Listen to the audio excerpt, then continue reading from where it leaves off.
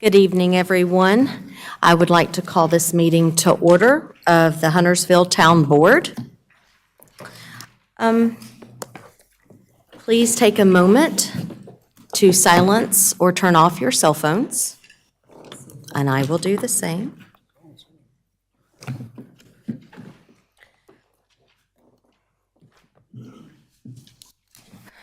So this evening, as we move into our moment of silence, at our last board meeting, during that moment of silence, we took a pause and we remembered those whose lives were taken in Buffalo. And in 2 weeks, so many more lives have been lost. And as we move into that moment of silence,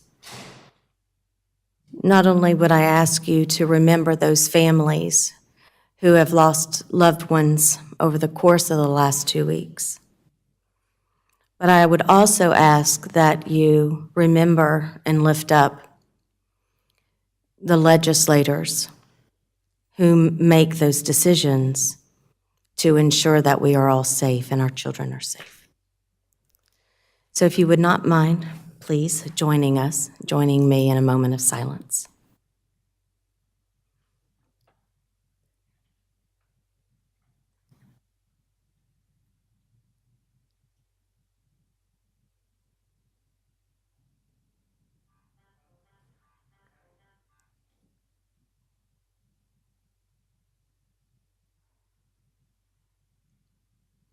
Thank you. Now, if you will join us in the Pledge of Allegiance. I pledge allegiance to the flag of the United States of America and to the republic for which it stands, one nation under God, indivisible, with liberty and justice for all.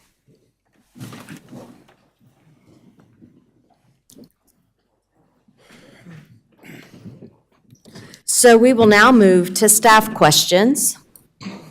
Commissioners, does anyone have a question for staff this evening? Commissioner Boone. Madam Mayor, I got a shout out for an officer who has retired this past week. Eric Johnson and his canine Ciro has left the Huntersville Police Department. He is retired. He's moving, I hear, to Pennsylvania. But I would just like to say publicly thank you for what Officer Johnson and Ciro did for this community. You think about community policing, and Ciro was probably the most popular person in this town.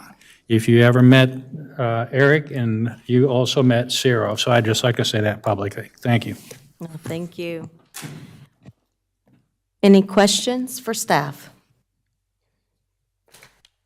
Seeing none, we will now move to public comments, requests, and presentations. And I have an honor this evening. Reverend Evans, thank you. If you would join me up here, please.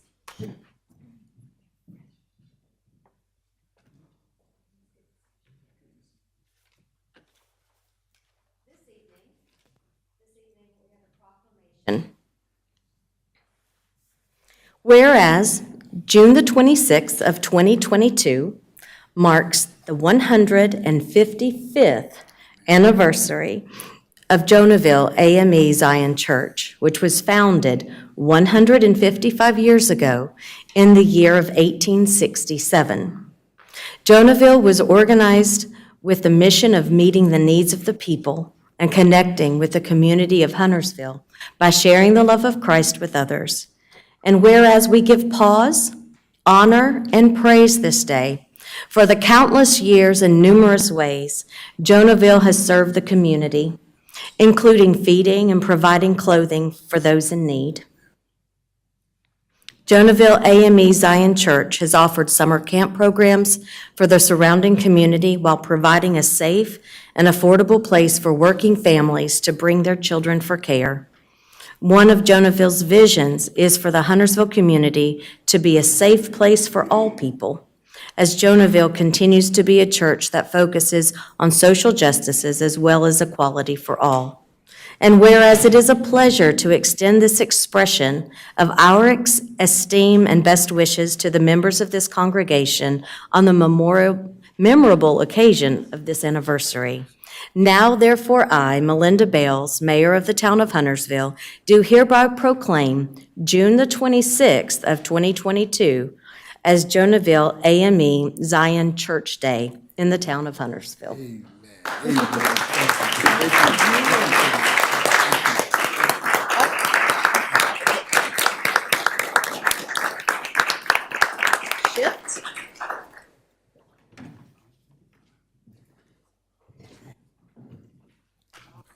Thank you so much.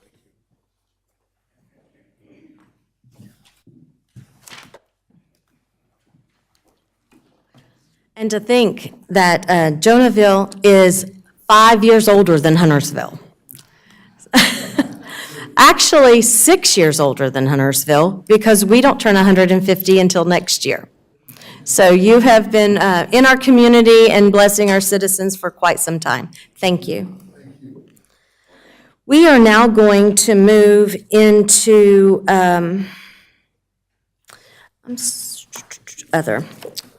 We are going to move into public comments at this time, if that's all right with you.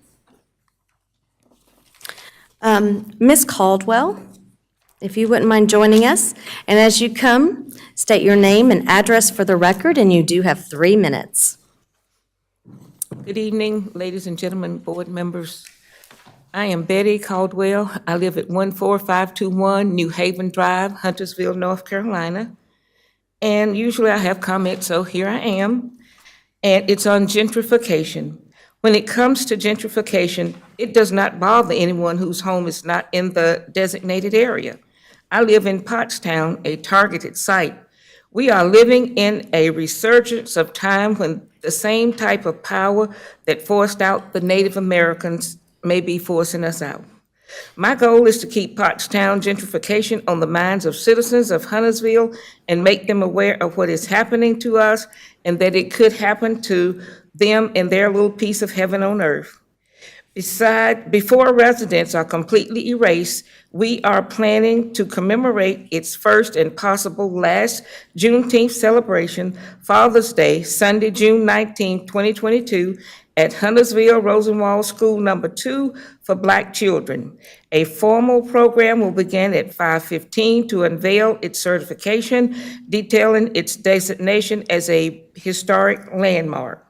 Mayor Bales, board members, and town staff, you are cordially invited to join in this celebration at 508 Dalewood Drive in Huntersville. It is free and open to the public. I look forward to seeing some of you, if not all of you, there. Thank you. I do have one quick question for you. I believe that Sunday is on the 18th, and you said the 19th. I just wanted to make sure that we are the right day. It's on the 18th? No, the Sunday, I thought was the 19th. Oh, no, you are correct. It is 19th. I apologize. Thank you. It's Father's Day. You're correct. Thank you. I am wrong. I think that is what happened. Janet, did you get in the notes where the mayor said she was wrong? Uh-huh. Thank you very much. Next is Rachel Swift. Ms. Swift, as you come, remember to state your name and address for the record, and you do have 3 minutes. Hello, I'm Rachel Swift. I reside at 13021 Central Avenue, Huntersville. First of all, I just wanted to thank everybody that came out to the Pottstown pickup a few weeks ago. It went well. Thank you to the volunteers, the town, the county, the police department, Huntersville Happy Hour, Brenda Tapia, Waste Connections, Unity Community, and Angels and Sparrows for a successful event cleanup day. The residents got a lot out, and we're very happy and pleased with the efforts. So again, thank you for all your support. Secondly, I would like to ask the commissioners, I'm not sure if you guys are aware of this yet, but the summer hours have come out for the county's recreation centers. and the Waymer will now be closing on 1 o'clock on Saturdays.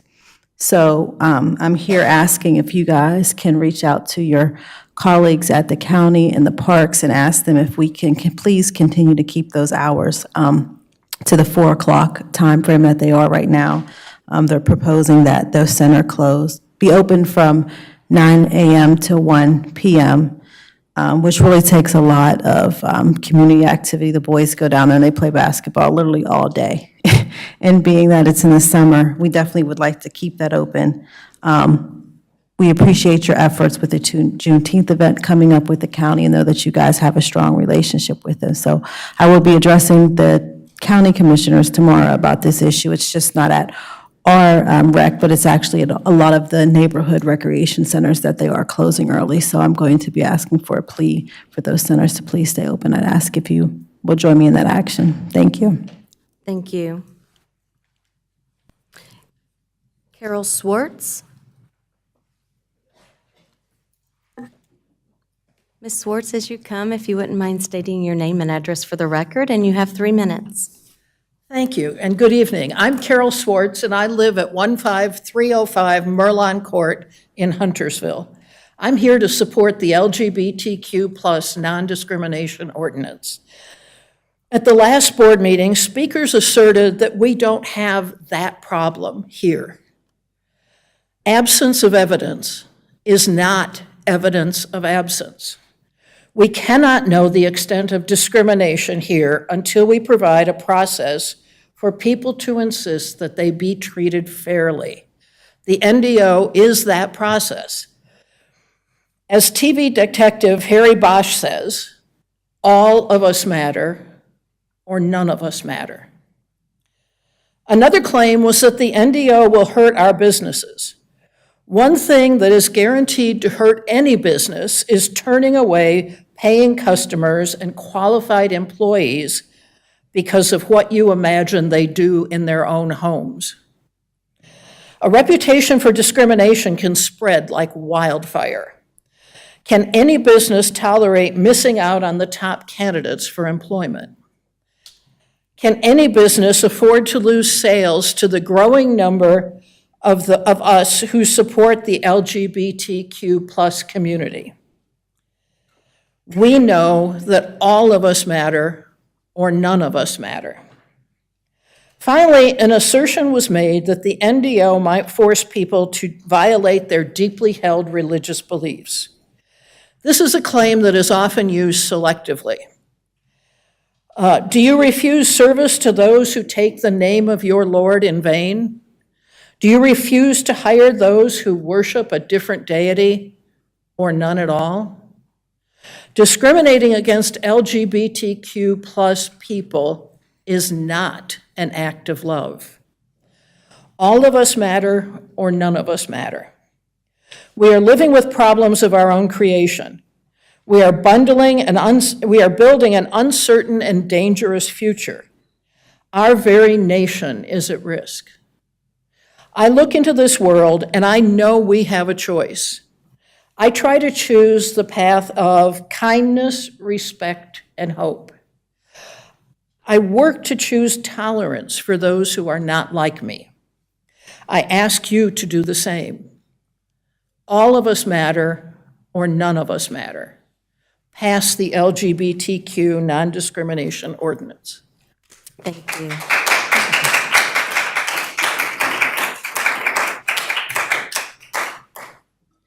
Ann Kabaklian? I know I said that wrong. I'm terrible.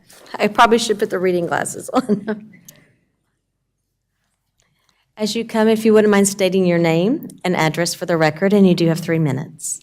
My name is Ann Kabaklian, and I am, my work address is 8712 Lindholm in Huntersville. Good evening. I am the general manager of Brookdale Village. I'm here tonight on behalf of North American Properties to thank you for considering our request to implement a social district within Brookdale Village. If approved, the social district will further enhance the sense of community we are cultivating at Brookdale. I'm happy to say that our tenants are eagerly awaiting the approval of the Brookdale Social District, and have expressed great interest in participating and to be a part of the vision to bring our community together. As the stewards of Brookdale Village, North American Properties realizes the value our tenants bring to the community every single day. Our goal is to develop and hone our business model to ensure that our tenants have the opportunities that will contribute towards their success.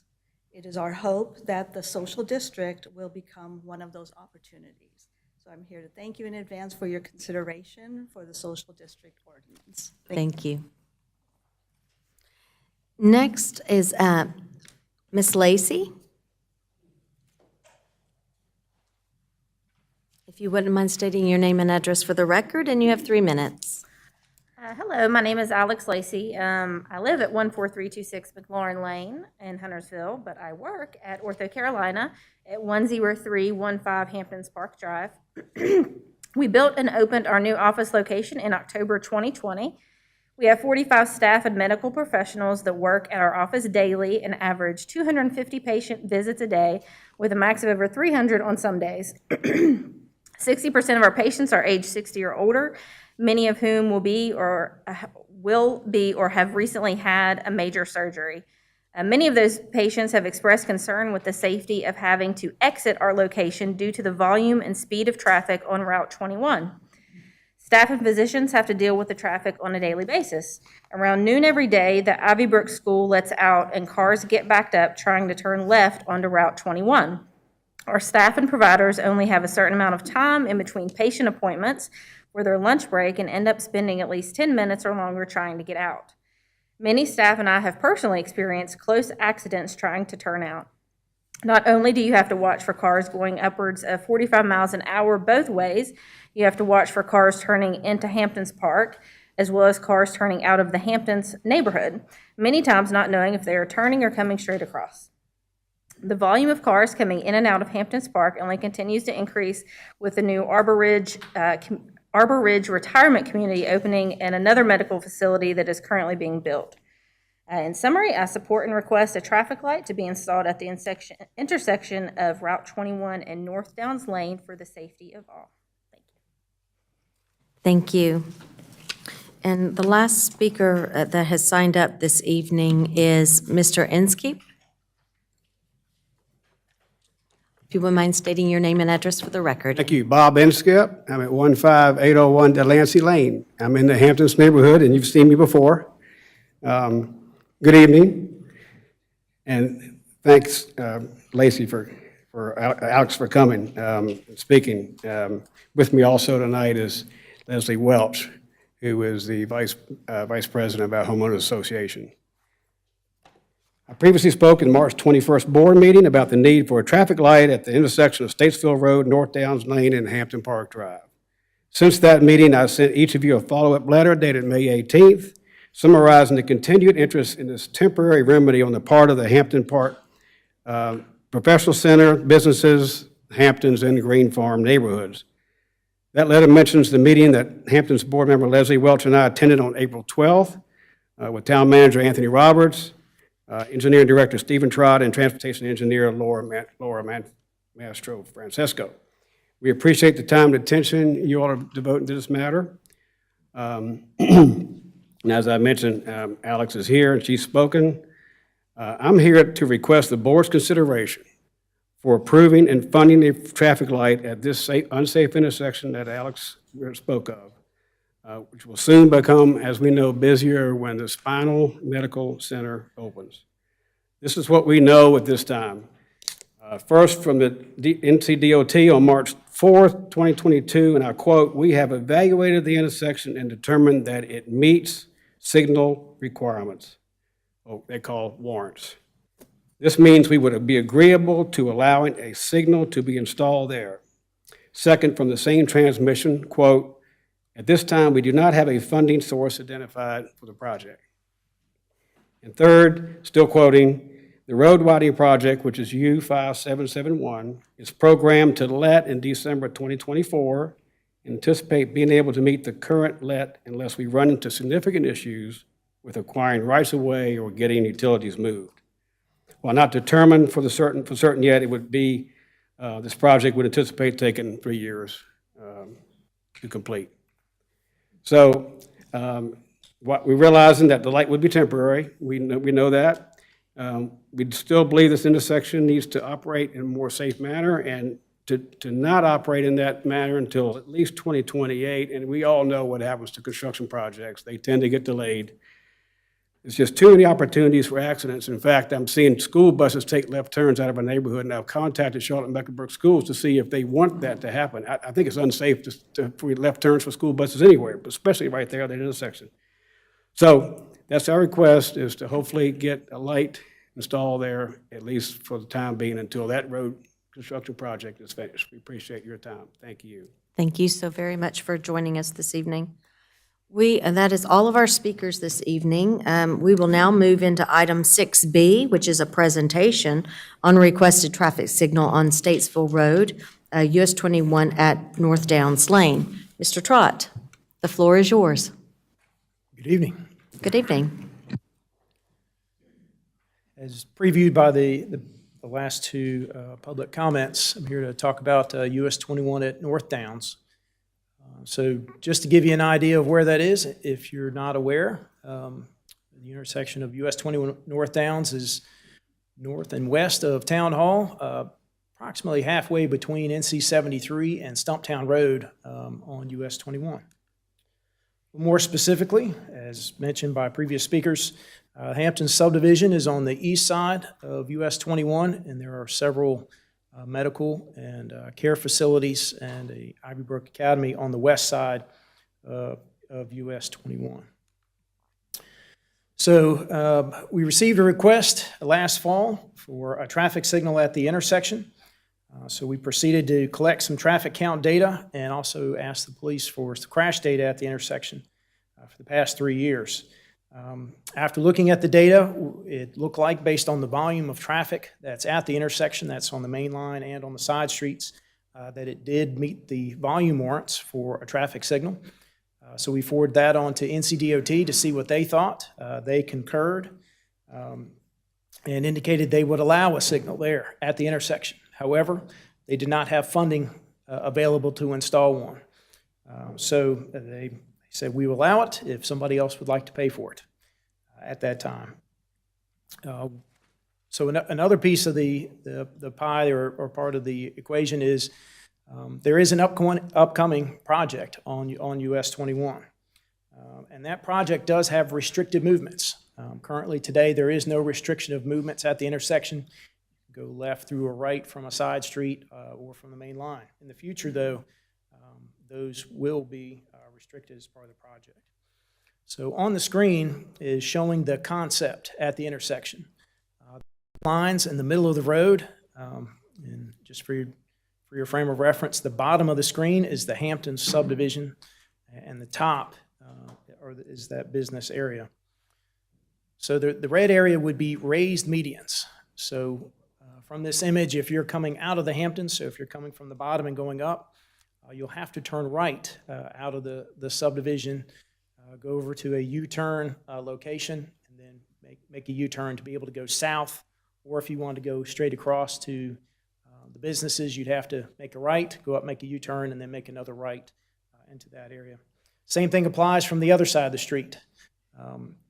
There'd be no full movements. You'd have to make a right out, go to a U-turn location, and then go the direction you wanted to go. This is indicative of the entire US 21 project between NC 73 and Gilead Road. I've got an image if you really want to get into the details a little bit more. This is very busy, but this is the construction plans for that, or actually the right-of-way level plans for the intersection. If you have a little more detailed questions, we can try to look at this and understand, but there's a whole lot of information on there. NCDOT is currently in the right-of-way acquisition stage on the project. I believe they've been working on that for several months now. And as the previous public comment session indicated, they're still working through that. Probably another year or two before they finish up with acquisition. Then they'll have to relocate utilities, then get into construction. The latest date that I've seen on start of construction is 2025. Now, When in 2025, not specific, but the date or year that I've heard of is 2025 for start of construction, and I would also estimate that it's at least a 2, probably 3-year duration of a project. So, would like to get some feedback on where the board would like to go. Would they like staff to try to put together a CIP budget amendment to do something? Or not? Like to get some feedback or questions from the board?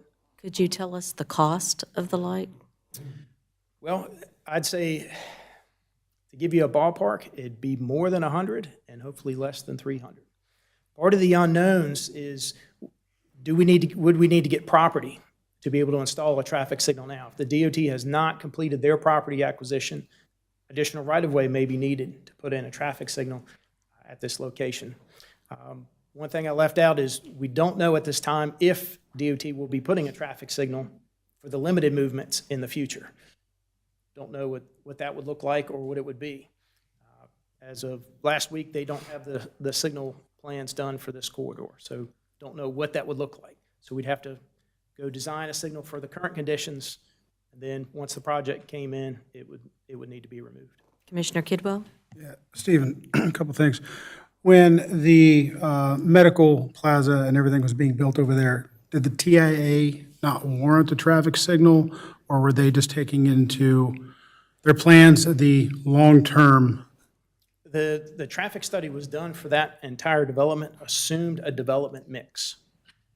Okay, what's being built out there is different, but not exactly the same as what was assumed in the TIA, which was done probably a decade or more ago. And the next question is, if we put a traffic signal out there, and I mean, it obviously warrants one, we're talking about saving potential accidents from happening, can that signal be repurposed in the signalized plan of the NCDOT down the future? It's possible, but if you put it, again, the current road out there is 2 lanes. It's going to 4-lane divided, so a pretty significant widening that would go out there. I would imagine pretty significant modifications would be needed. I would anticipate that they would tear out whatever's put in and put in something new. Any other? Until it's designed and until I mean, it would be our- DOT it would- is designed, we don't know It exactly. would be ours, though. We could take it and put it somewhere else in the town. We have to petition DOT, which they've said they would, to allow it here. We took down We just put that in the underwriting, and we get it back. all the equipment. Yeah. We're paying for it, right? A lot of the equipment wouldn't be able to be reused. Commissioner Boone? Thank you. I got a couple questions. At your presentation, Bob, earlier in May, I believe it was, you were going to contact the business owners and look at some possible additional sharing of the cost? Uh-oh, I'm in trouble. Okay, I'm sorry I can't answer that question, so I'll redirect it to Stephen. Has there been any discussion of sharing the cost with not only the homeowners association, but the businesses? So the feedback we've received from Mr. Inskeep is that he's reached out to his community and also the business association, and at this time, no additional funding has been offered. Okay, and when the Arbor Ridge complex was approved, there was a fire entrance down there that's not shown here. Is that going to be affected at all by this? It would not. That's a fire-only entrance. Right. Only if this intersection was closed for some reason, would that location be used, is my understanding. Well, if speaking as a commissioner, $300,000, I think that's something that we definitely need to do as a board, and that's where I'm coming down on this. Thank you. Are there any other questions? Commissioner Munger? Yeah, I mean, just thinking about the fact that in X number of years, it's going to be yanked out, is there any way to do this as cheap as humanly possible? And I apologize for saying it this way, but if you're going to put something in the ground and all it has to do is stop traffic, I mean, we don't need the mast arms, we don't need anything pretty, just make it functional. Sure, and like I said, there's a large variability of cost on that because we don't know how cheap of a solution we could get. We need to survey it to see what right-of-way is available, and that may help determine. There's also some topography challenges on the west side of US 21 there, so that may guide us on that too. Sure. If the town does, say, we put together a CIP, then come back and get that put in, it's probably going to take us 6 to 12 months to get something out there. And with, because you had pointed out NCDOT is in the process of doing property acquisition, is it possible to work with them to expedite that process, or not expedite that process, but like they're acquiring 10 feet on one side, we need the extra 4 feet to get that traffic signal in there. I mean, it only makes sense to have one negotiation as opposed to multiple negotiations. Is it possible to work with NCDOT to get that kind of done all at once? We can certainly ask. The state's going to indicate that they're going to acquire what they need for their project, and that's what they're authorized to acquire. We live in North Carolina. Do they know that? What's that? We live in North Carolina. Do they know that? Sorry. I mean, they should work with us. It just, We can certainly ask, but I don't know if they want to modify their process. all right, well, hope reigns eternal. Thanks. Mr. Trott, if we need right-of-way to install the light there, is it possible that NCDOT would be willing to reimburse us for the purchase of that right-of-way? We can certainly ask. Other questions? Mr. Roberts? Yeah, I would say, and hopefully the HOA would work with us if they have any property out there that we would need to put pole in it. And we would look for a wooden pole solution because it makes no sense to put in mast arms to rip out. I mean, you're talking hundreds of thousands of dollars if we go with mast arms. So it would be a wooden pole temporary solution. Hopefully, like I say, if we need HOA property, they would give us the easement. That would help one. And then we may be able to, there may be enough right away out there. We just need to do some research for mast arms, for wooden poles. Don't know. Yeah. Until we design it, we really won't.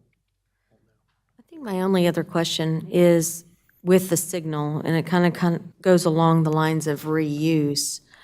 Did I hear you say that NCDOT is unsure yet whether or not the bulb outs will be signalized? Yeah, the plans, here, you see on the plans, again, it's probably hard to decipher, but there are stars shown. I see them. At those locations.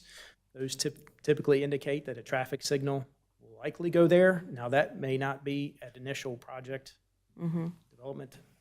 I've asked DOT if they have the signal plans yet for this project, and they've indicated they do not, And as of this past week. I'm wrong, I have a second question. Is the expectation if we purchase and pay for a signal there, that it still belongs to NCDOT? They'll be the ones maintaining it, so we would install it, and then they would maintain it. Maintaining and owning are two different things.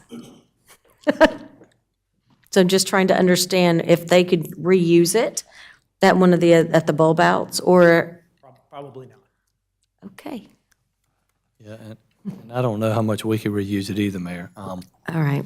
You're talking about wooden poles, wiring, that kind of stuff is where a lot of the funds come in. Only thing left is the heads, the light heads, and I don't know how reusable they're going to be 10 years from now, possibly. It'd be very limited on things that could be reused. So I guess my question for this board in regards to direction to Mr. Trott, Commissioner Phillips? You can't put a price on a human life. And I've grown up in Huntersville where Beatty's Ford in 73 didn't have a signal, and it took a really bad fatality to finally get a traffic light. Same thing at McCord Road. I hate that it's taken this long, and I don't even think that we need to go shaking down these businesses or neighborhoods because it's our job to provide public safety. This is public safety. I mean, I don't have a sticker price to save a life. Are you recommending that we have We should have done Mr. this, Trott yeah, go forever ahead ago, and- absolutely. Are we looking for a CIP solution to be brought back to this board? Yes. I would say CIP and maybe even talk to our state reps in the General Assembly to see if we can get this ball going a little bit faster than the way the state likes to do business. All right, so if you wouldn't mind moving forward and bringing us back at least one option, if not multiple, in regards to this fix, however we need to go about it. So, thank you very much. All right, we are now going to move to agenda changes. Are there any agenda changes this evening? Is there a motion? Motion to approve the agenda. Is there a second? I have a motion, and I have a second. All those in favor? Any opposed? Seeing none. The motion is adopted. We will now move to consent. Motion to approve the consent agenda. I have a motion to adopt the consent agenda, and I have a second. All those in favor? Any opposed? Seeing none. We'll now move into our public hearings. Item 9A, petition R21-13, Calamar Senior Living Facility. Mr. Priest. Good evening. Good evening. Mayor, Commissioners. I'd like to put my staff report into the record, please, if I could at this time. And so the application before us is a modification to an existing rezoning plan. So the subject location is on Wilknox Road at the very northern point of the Huntersville jurisdiction there, near Caldwell Station. And so you can see the hatch marks there identifying the location there on Wilknox Road. It's currently zoned neighborhood residential and with a traditional neighborhood development overlay. That zoning would stay. So it's not an intensification that would require a change of zoning, but it's an intensification with the same zoning, just a modification of the site plan. So here's the aerial photography. You can get a feel of what's surrounding the development. You've got the townhomes to the west there. You've got the new apartment, Caldwell Station Apartments, to the south that is currently under construction, is making headway there. You also have some single-family, smaller single-family but larger lot homes to the north across Wilknox Road, actually in Cornelius zoning jurisdiction there. So just a little bit of history of the property in question. So the overall Caldwell Station plan was approved, everything, the single-family residential, the apartments, the townhomes, was approved back in 1998. This subject parcel was actually approved, as you could see, as an office area. So it was a TND, a mixed-use, office, commercial, different type of residential. So this area was earmarked at that time for commercial, intense commercial development there. So fast forward several years, now we have, we're gone to 2006.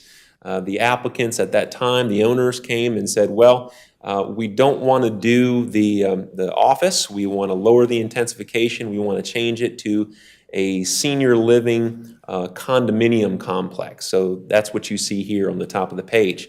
5 different buildings, 108 units, 3 stories in height.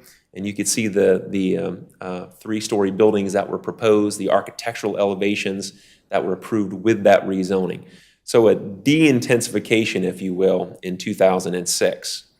So that's the current approved plan for this property. That's what's on record now and what the current zoning is and requirements for the development. So what the proposal is, what the application is to keep that theme of senior living apartments, but rather than having those 5 buildings, consolidating the units into one building, intensifying a bit from 108 units to 134, and removing the interior public streets, because again, in Huntersville, all buildings front on a public street. So if there's only one building, they can all front on Wilknox Road. So there's no need for that. So that's the application before us, changing the 5 buildings into one and going up by a few units there. The 2040 plan, what does the 2040 plan say about it? Well, as mentioned in the staff report, the subject property is in the very top of our zoning jurisdiction. It's located in the town core. And the town core talks a lot about having different, kind of more intense than the medium density area, so dense residential development, and also different kinds of residential housing types, including apartments. So again, the apartments that were approved back in 2006, very similar to the intensity that would be allowed in the town core, just a different design. Site plan rezoning issues that we currently have that staff is looking at. So the applicants are requesting to keep and stay vested for the 1998 rezoning. So that would affect some of the requirements in the ordinance. It would affect tree save, stormwater, and the traffic impact analysis, how that is specifically enforced. Most of Caldwell Station is already being built or has been built. This is really the remaining type of development there on Will Knox Road. So we can talk about that a little bit more in the staff recommendation, but that's what they're wanting to do, is develop the ordinance or keep the vesting of the 1990 ordinance in this plan, although they're rezoning. It erases vesting when you come in for a rezoning. So the other big thing that we have been working with the applicant about is the massing of the building, the scope, if you will, of the building along Will Knox Road. The previous plan in 2006, separate buildings, 100 feet long, spaced out, driveway in between. So it was a little bit less of an imposing structure on Will Knox. Now it went from that to a 300-foot long building right up against Will Knox Road. So a little bit of a massing issue with the ordinance. The ordinance requests that you kind of match the type of building you have on the street within the immediate vicinity. And if you remember, we discussed in the aerial photography, there were some small single-family homes, I think one story, right across the street. So it doesn't quite match with the big building mass there. So we've been working with the applicant on how to break that up. They have broken that up with the updated plan, and we can discuss that here in just a little bit as well. Some architectural issues we're working with them on, and all of this is described in the staff report. The 20-foot buffer that was in the 2006 plan, some clarification on what's proposed there. And there was a trail that the Caldwell Station development had. This plan has that trail, but doesn't necessarily connect it. So staff is recommending that they connect that trail and finish that up. Now the updated plan. So we talked about that. We received this plan recently, but it was after the agenda deadline for the public hearing. So we can address it here, present it, and then going to the planning board and when it comes back for final action to the town board, we can look at this a little bit closer. But you'll see there are some changes with the plan. They moved their stormwater pond, for one, further away from the amount of trees in the bottom left-hand corner. So they did make that change. And there's also a big change that we worked with them on in regard to the massing. If you look at the very top near Will Knox Road, they altered the foundation of the building to take that middle portion and significantly break it up and push it back. So it brings more of instead of a whole one linear building up on Will Knox Road, it kind of has a muted middle section, and it looks more like two separate buildings. And so staff is continuing to work with them on how to soften that facade up a little bit to match what's across the street. The elevations on the bottom you can see are significantly different, a lot more building articulation, a lot more ins and outs. Again, the middle looks a little bit more muted. There's gazebos and open space in the middle there to try to push it away and create that facade that's a little bit more muted in the middle.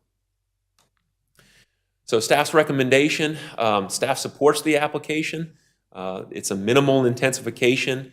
It's an actual decrease in intensity from 1998 still. Staff supports the vesting. It's consistent with the town core principles in the land use plan for the 2040 Huntersville plan. As mentioned, we're going to continue to work with the applicant to break up the mass along the front make it consistent with what's across the street. And then we have the recommendation to connect the amenity trail, which the applicant is willing to do, and then just the minor addition of notes described in the staff report. So that'll conclude my presentation. I'll be happy to answer any questions that you have. Commissioner Partee? Thank you, Brad. That was a fantastic presentation. My question is centered around the building of quite a few senior complexes here in the town of Huntersville. As you know, we have a plan to build a senior housing complex at the corner of Beatty's Ford Road and Mount Holly Huntersville Road. There's a proposal that's going to build a senior complex at Neck Road and April Mist Road.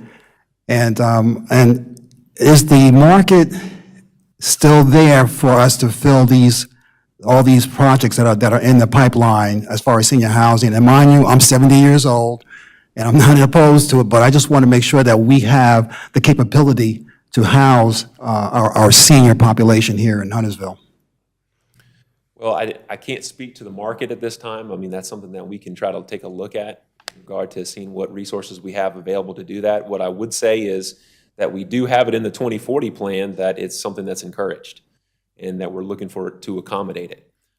So the market continues to bring them. So that's a telltale sign that people are willing to occupy them. So at this time, as far as we know, the market is there, and we're planning to encourage them in our 2040 plan. Thank you.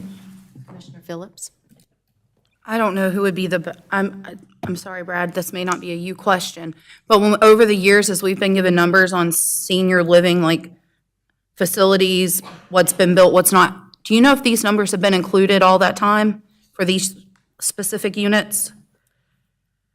Could you repeat that question? What's included in what numbers? I'm sorry. So like, Anthony, maybe you know, when we're given, we're building 2,000, making that number up, people. We're building 2,000 senior units, or 2,000 units have been approved. Are these numbers for this specific facility included in that?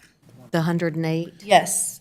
The original numbers that were presented. I can double check that when we come back. My assumption would be yes, but I will double check that. Okay, thank you.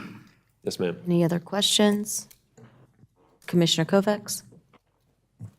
Do we know what caused the change from that original plan with the different buildings into this one elongated one? I would let the applicant speak to that. They are here. So if you would like to ask that question of the applicant, they could probably give you some background on the market in regard to that. Okay, yes. Commissioner Munger? How you doing, Brad? Good evening. All right. What would the impact of this development for tree-saved, stormwater, lighting, landscaping, and traffic impact analysis be if the developer was required to adhere to today's standards as opposed to the 98 or 2006 standards that they are being allowed to follow? Right. So I went ahead and put a slide together just to discuss that coordination between the old code and the new code and what they're proposing to do. So I put a slide together to try to answer that a little bit. So let me make a blanket statement by saying there's not a lot of difference. And then I'll talk a little bit about each incremental aspect of the ordinance to give a little bit of background. So for instance, the tree save.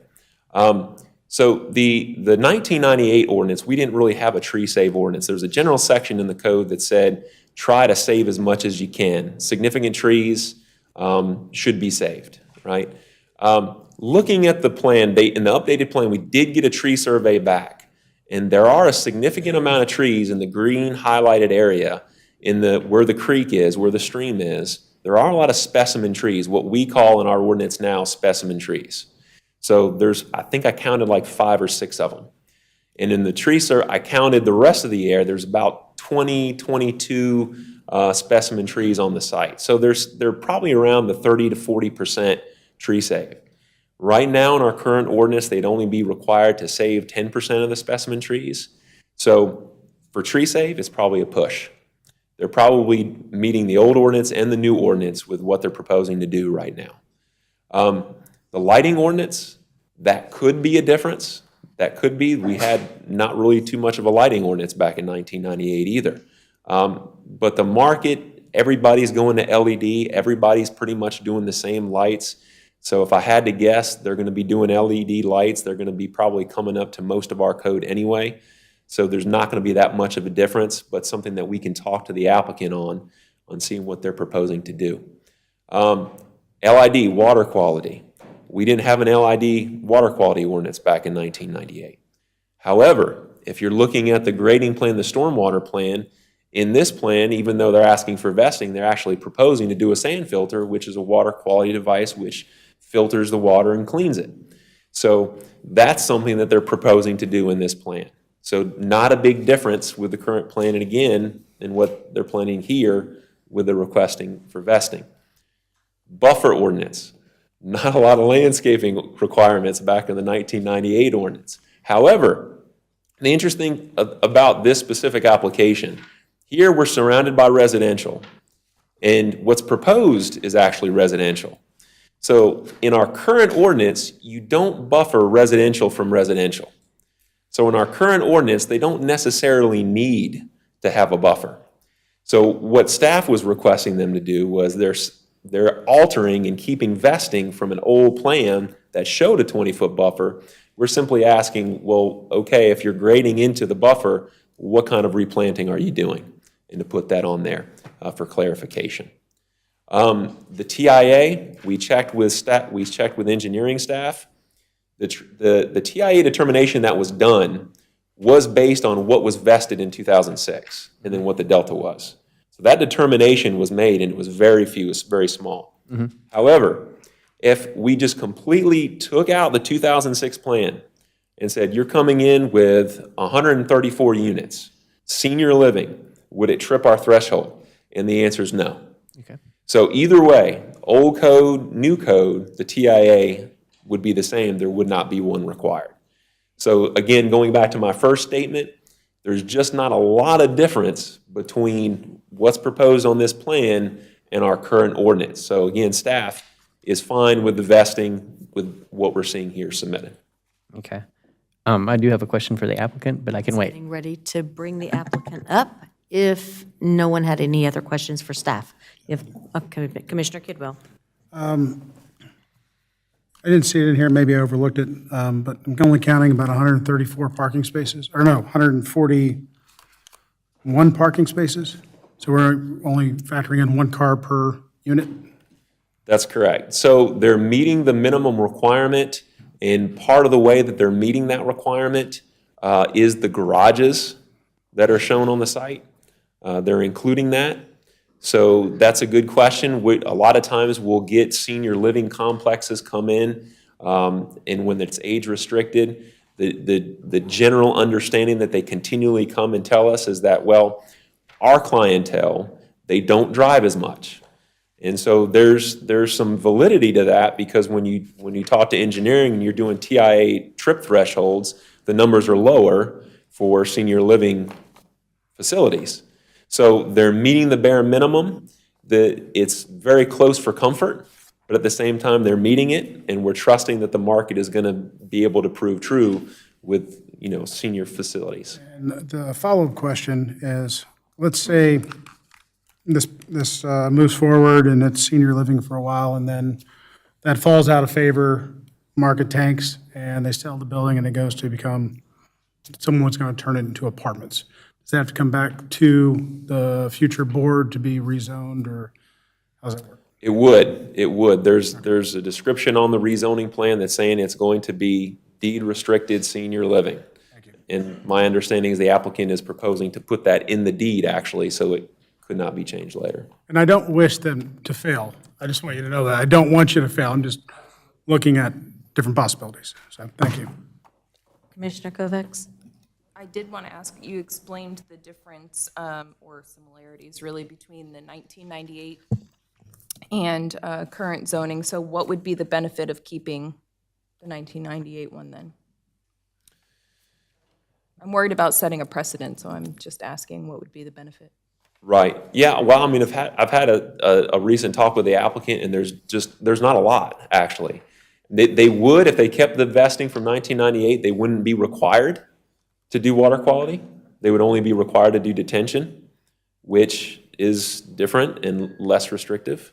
So they would not be required to do specific lighting on their building that might be a little bit more dark sky friendly. They wouldn't be required to do that. But looking at their plan, a lot of it is they're already proposing to do what the current code is asking. So there might not be a need for it, but I would let the applicant answer that. Okay. So if the applicant would please join us? Yes, ma'am.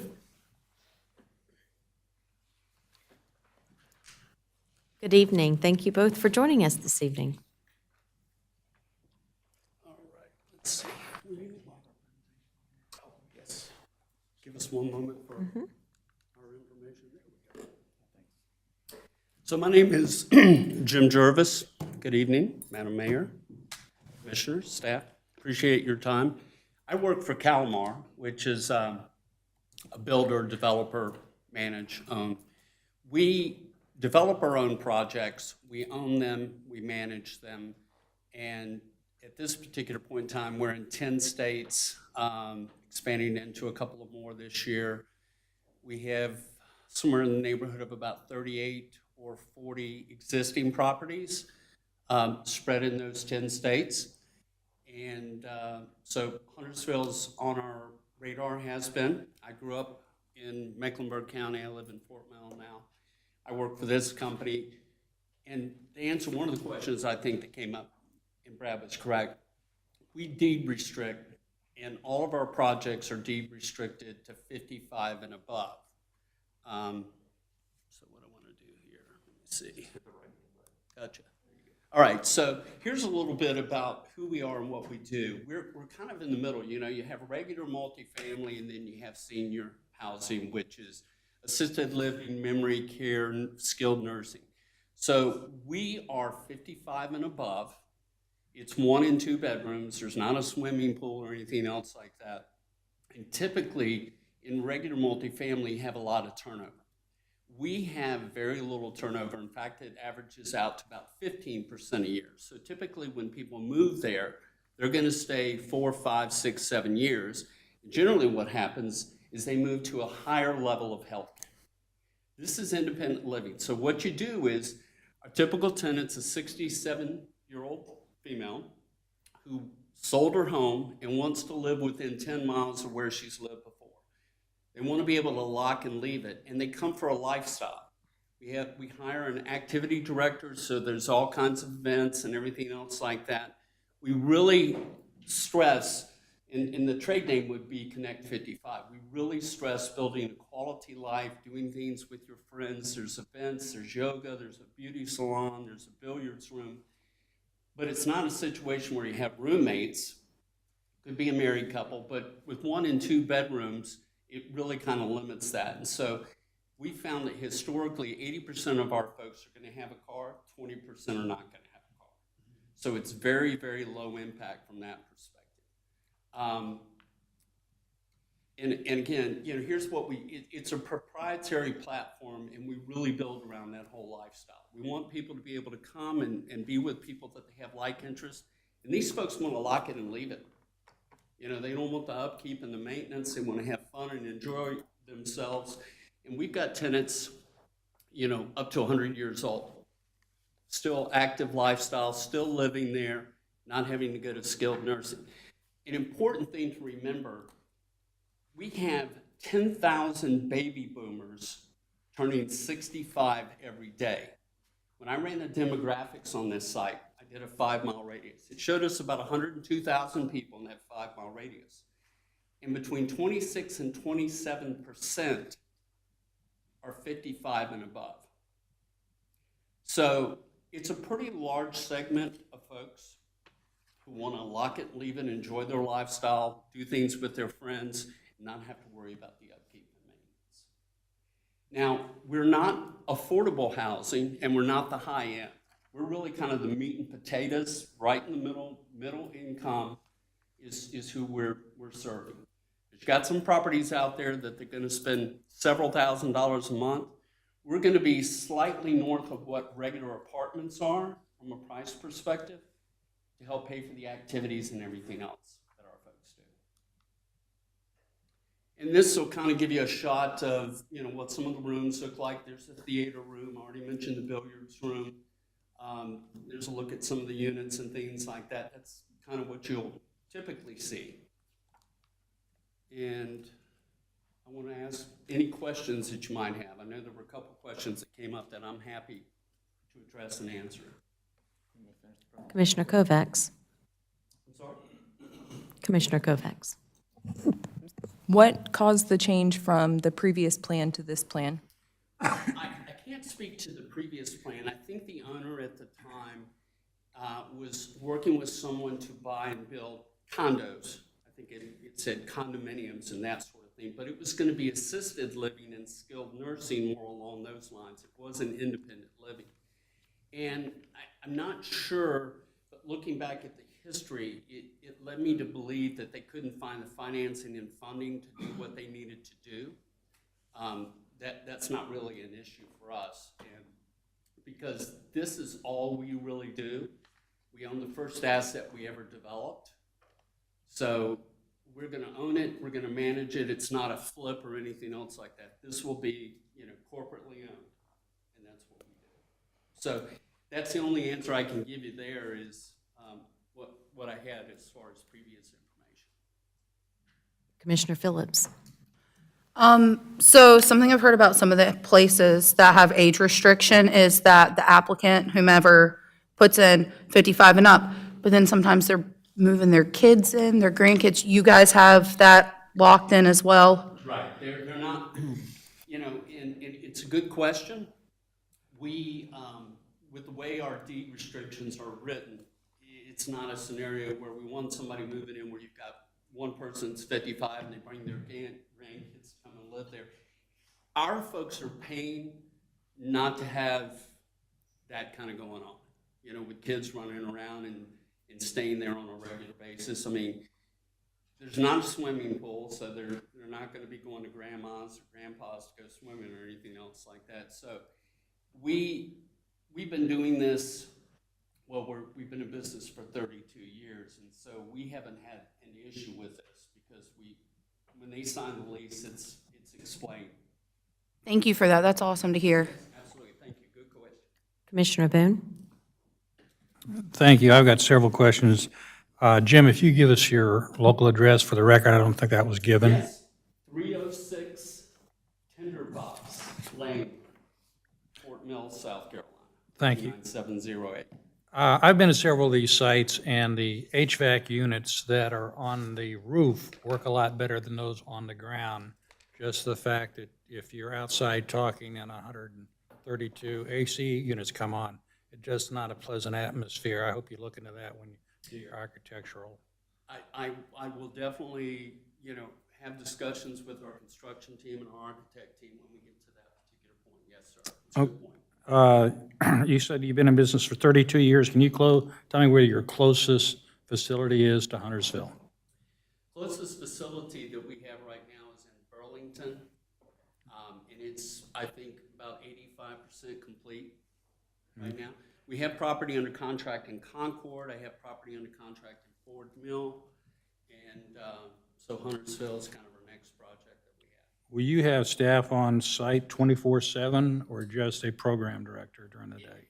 Well, there'll be staff there during the day. We typically don't monitor it 24 hours since our folks are active lifestyle from there. So we don't have somebody overnight. And my final question is, I think you said that there will be no kitchens in these units, or would there? Oh, there will be kitchens, no central kitchen. Okay, It's like a regular apartment for folks that are my age and older. thank you. Nice presentation, thank you. Commissioner Munger. Yeah, just a couple questions out of clarification. So these are rental units, they do not own them? Correct. Okay. And you had mentioned, maybe I misheard it, but what was the price point you were looking at? Give me an approximate. I would say that we'll look at, and this is one of the fine-tuning things that kind of happens. We run a pro forma, but we look at the average rental rates for market rate apartments. Then we factor in, is there anybody else? I know there's a couple other projects that are planned in the area. Will all probably be pretty similar from that perspective. I would guess that our one-bedrooms will probably be in the 1,300 kind of range or something like that. I think our two-bedrooms will probably be in the $1,500–1,600 range. Okay. And last question, and our town attorney will tell me if I can actually ask this question. Our staff member spoke about LED lighting. Would you be willing to commit to providing LED lighting externally?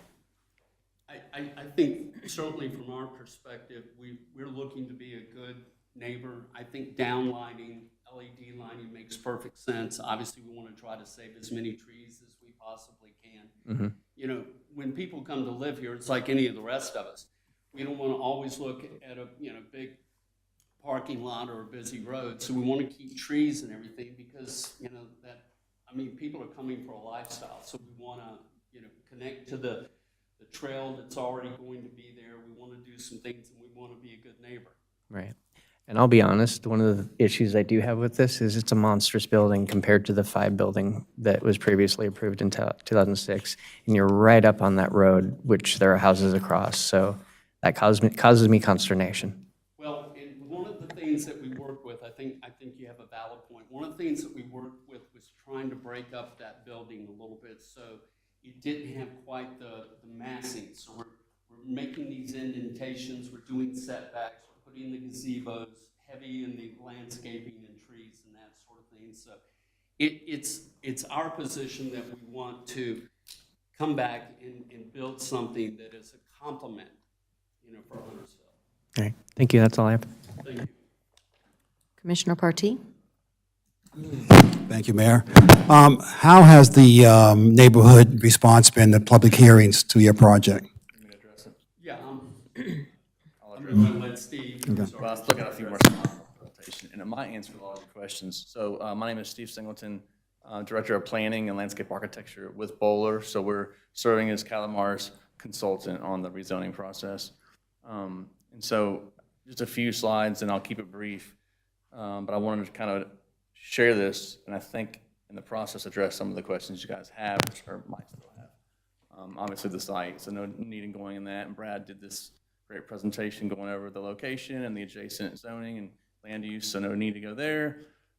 Jim also kind of touched on the demographics, so I just kind of want to point out again in the 2040 land use plan for Huntersville, there's a, it indicates the growing need for the 55+ age group specifically, so this kind of addresses that.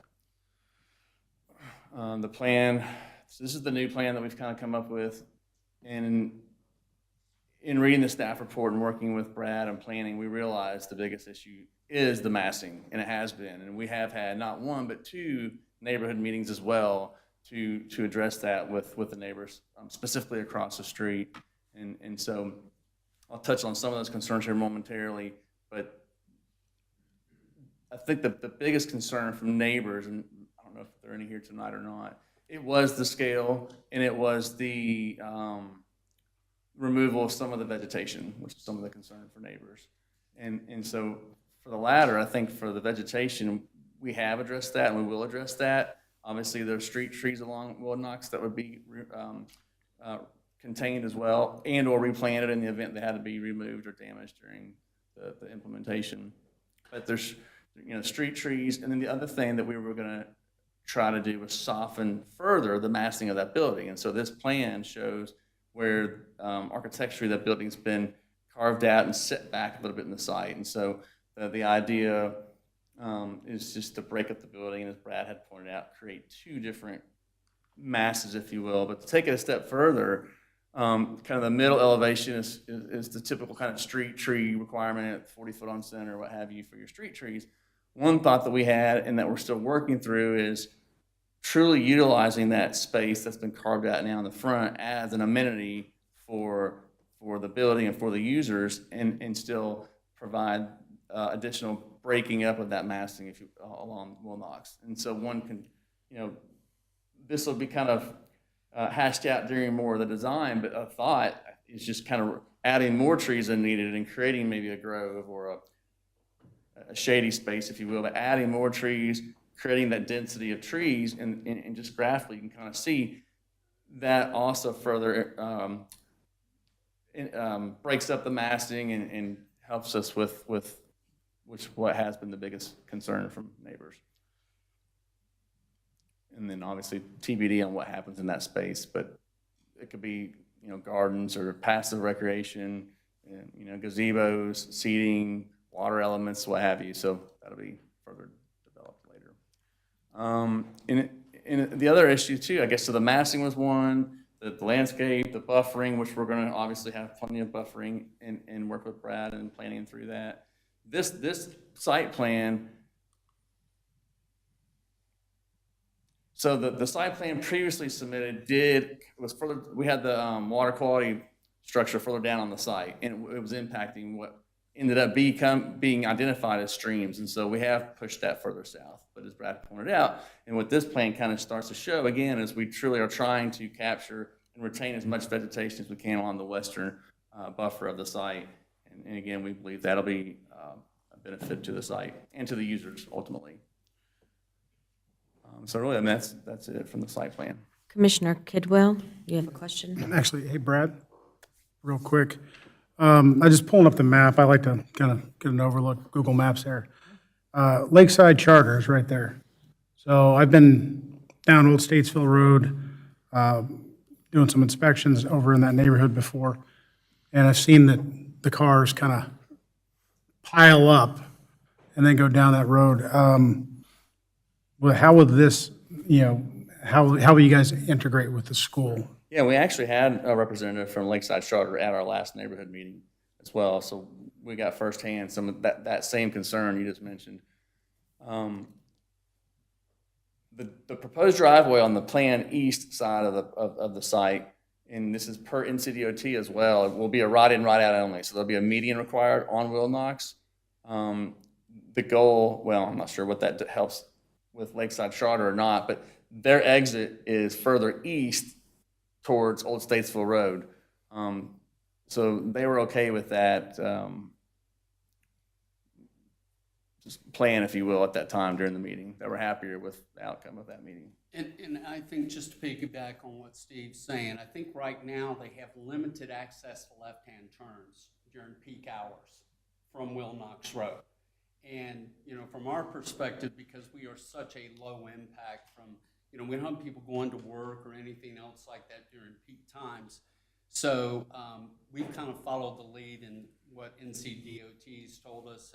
And again, meeting with the charter school and getting their involvement and talking about what we're going to do there, they feel it's less of an impact of what could be built there based on having older citizens. So you think that the residents that will live here would not work? Is that the expectation? Well, if your average age, is 67 up to 80 years old, you're going to have probably some folks that are going to work part-time. But the vast majority of these folks, they're not working, or they're working part-time, is what we typically find. Going back to a question that was asked earlier in regards to parking, how many parking spots do you currently have for this site? 140? 141 spaces, plus I believe there are, do you remember how many garages? I want to say it's either 45 or 48 garages that we'll also have here, so that will kind of add into the total parks.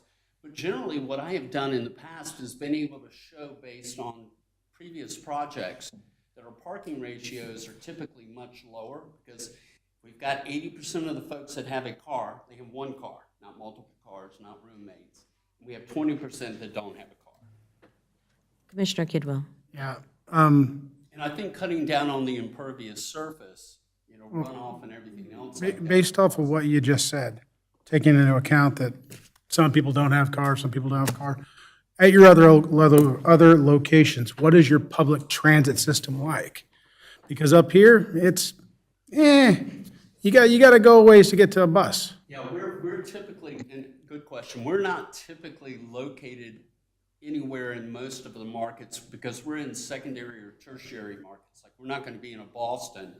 will be 45 miles outside of a Boston or something like that. So Huntersville is kind of very typical of what we do and where we like to plant our flag and build. And so, from public transportation, we never really kind of factor into that, because if it's there, it's there. If it's not, it's not. So we don't rely a lot on public transportation from that perspective. Commissioner Phillips? Could staff go ahead and put this on CAT's radar? Because the last time they came and gave a presentation, we talked about making sure that CATS was aware of senior living coming this way because of situations like this. And then it's not a request, it's not a demand, it's just some history. Your neighboring senior living in this area gave us 15 affordable units. They weren't vouchered units, but median income units. So just wanted to put that on your radar. Thank you. Commissioner Munger? A quick question for staff. You almost got to sit down. This is possibly irrelevant, but given its location, have we had any communications with Cornelius and let him know that we might be doing this there? No, we haven't. Just as much as they've had with us? Yes. Hey, being a good neighbor you take one step in the right direction. Let's just give them a heads up that we're going to potentially do Certainly something. that. Thank you. Thank you. Any other questions at this time for the applicant or for staff? Seeing none, we will go ahead and close this public hearing. Thank you for joining us this evening. Thank you all for your time. Really appreciate it. We will now move to item 9B, petition TA 22-05. It's the quasi-judicial process. Mr. Semino, how are you this evening? Doing fine, thank you. Good to see you. Enter the staff report into the record. So this is part 2 of the public hearing. So the public hearing started in May. We provided a lot of information. There was a lot of discussion. One of the reasons why it was continued is to give the Ordinances Advisory Board a chance to weigh in on the text amendment. And in fact, they have already done that. So the Ordinances Advisory Board heard it in May, and then there was quite a bit of discussion. So their minutes were included in your agenda packet. There was 8 pages of minutes just from that meeting. They continued their meeting until June, last week, and which was another 5 pages, which was presented to you. So there was I'll just say there was a lot of discussion from the Huntersville Ordinances Advisory Board. In the end, they voted 5-4 to amend the ordinance to go from the quasi-judicial process to an administrative process. And so those minutes give you a real sense of kind of some of the discussion that happened during our public hearing. So enter that staff report into the record. Again, if I were to summarize, because our subdivision rules have some subjective standards, we have to go through a quasi-judicial process. When the town board asked us to do away with the quasi, at least prepare a text amendment to do away with it, we had to take all of our subjective standards and just make them objective, okay? So with that, basically what you see on the left-hand side are the guidelines. These are things we would recommend a developer do. Today, they're requirements. Everything you see on the right-hand side are going to be general requirements. So what we ended up having to do was just take the subjective standards and indicate that it's not a shall, you shall, it's not that you shall do this, it's you should do this. The one section of this ordinance that has come into play is this number 2, conformity, where it talks about how you need to blend with your neighbors to facilitate advantageous development of your adjoining properties. And so one of the things that we had previously told you about was the example on Mays Road where some of the large lot owners wanted more than a 20-foot setback. And so in this particular instance, they were able to move it back to 60 feet. I did want to share with you a couple other examples. This is on Ranson Road, and during the neighborhood meeting, at the north of the property, the very top end, there's some large lots, and the homeowners wanted to have a larger buffer there, so the developer created a bigger buffer between their lots and those larger lots to the north. That's another example. This happens to be the Hills subdivision off of Autumn Crest and Asbury Chapel Road. And at the very northern part of the plan, the original had some lots that were on Asbury or Autumn Crest Road. And if you go on Autumn Crest Road today, all the houses are sitting back, way back, and in the trees. So it's a really quite a unique roadway. And so the developer, through this process, we were looking for them to make a fairly significant amount of preservation of trees there and not have the homes just clear cut and develop. That, along with driveway problems, ultimately they just did away with the lot. So the approved plan, they don't even have lots on Autumn Crest anymore. So that's just a couple of examples that we have. One of the things I wanted to mention is while we're doing this text amendment, we're also doing some cleanup work as well. So all of the language is highlighted in either strike through, which is existing language, or underline, which is new language. And I did want to point out that through this review process, the town engineering department felt like there needed to be some cleanup to this particular section.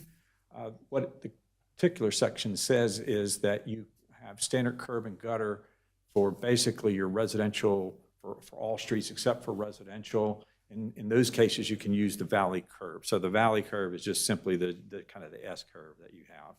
And so the current language says that you can use those on collector streets, and it was intended for residential collector streets, but now we use the term collector streets on thoroughfares, and we don't want these valley curbs on thoroughfares. So this new language is just taking what we do today and just clarifying that you don't use that valley curb, utilize a valley gutter, except in a residential application. So that I did want to highlight that to the town board.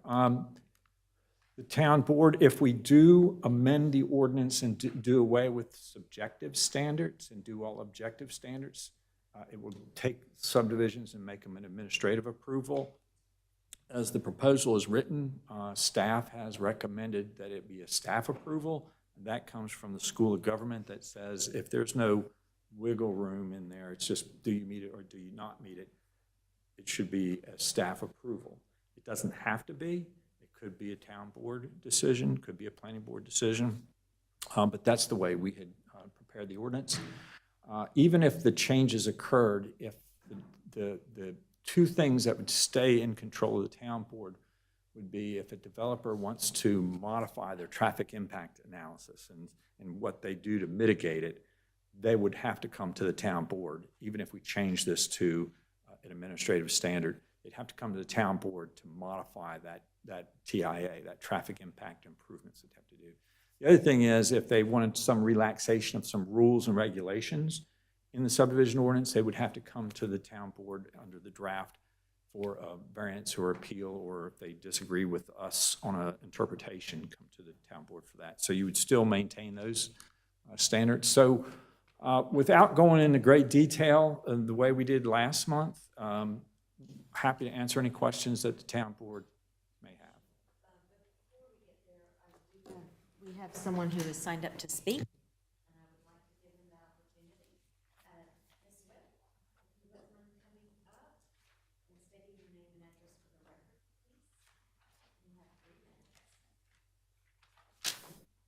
Hello, I'm Rachel Swift. I reside at 13021 Central Avenue in Huntersville.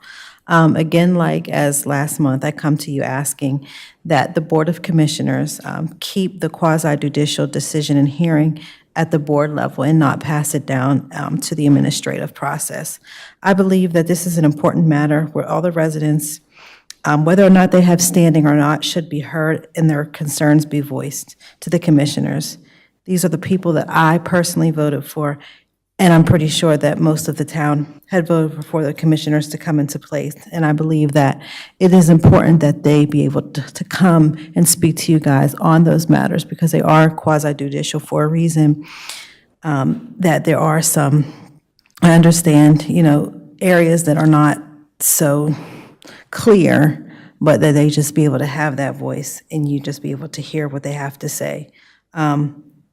I think that it is our as your constituents, it's highest honor knowing that we can look you in the eye and that our voices and our pleas are being heard from you on these matters. And that's why I think that the quasi-judicial should stay within the board's realm for decisions not be passed down to administrative process.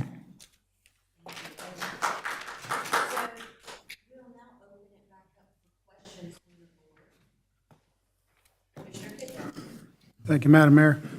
Jack, if you could back up one slide. The variance appeal, why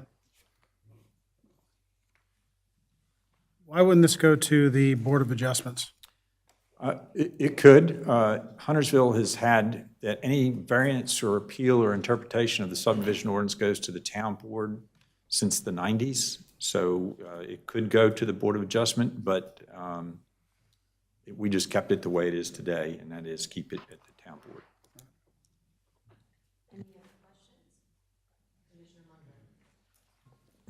Jack, on the same slide right here, the variance appeal process, if it went to the town board or Board of Adjustments, that's a process that's available to the applicant as well as neighbors or people with standing.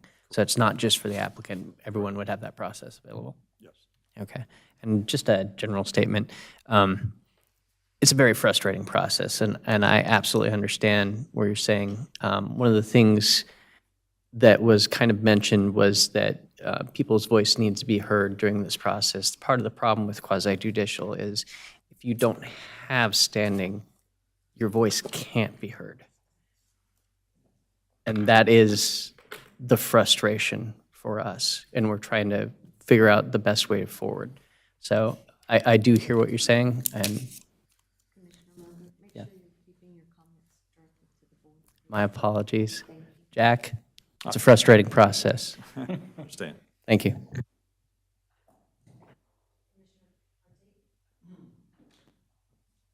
Thank you, Mayor. This is directed towards Ms. Sloop.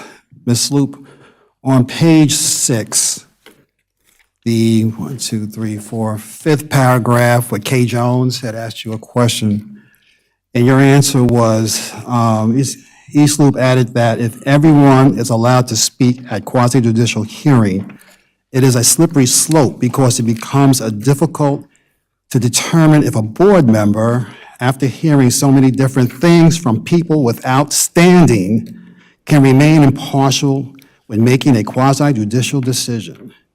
She referenced to the findings email to the North Carolina Supreme Court finding board members for compensatory damages when even one member of the board is biased in a quasi-judicial decision. I have I'll just step in before, so not to confuse, that's actually not a direct quote. Okay. As to when someone could speak, let's say that this board decides to keep the process quasi-judicial, do not move it to administrative. If someone wants to come and speak, they are able to come and speak during the public comment period, but not actually at the quasi-judicial hearing itself, and act as if they have standing. So even if they did come and speak at the public comment period, this town board cannot consider those public comments. However, we can't prevent them from speaking during the public comment period. And then as to the evidentiary hearing itself, to be able to actually participate as a party, meaning present evidence, call witnesses, call experts, et cetera, you have to establish standing.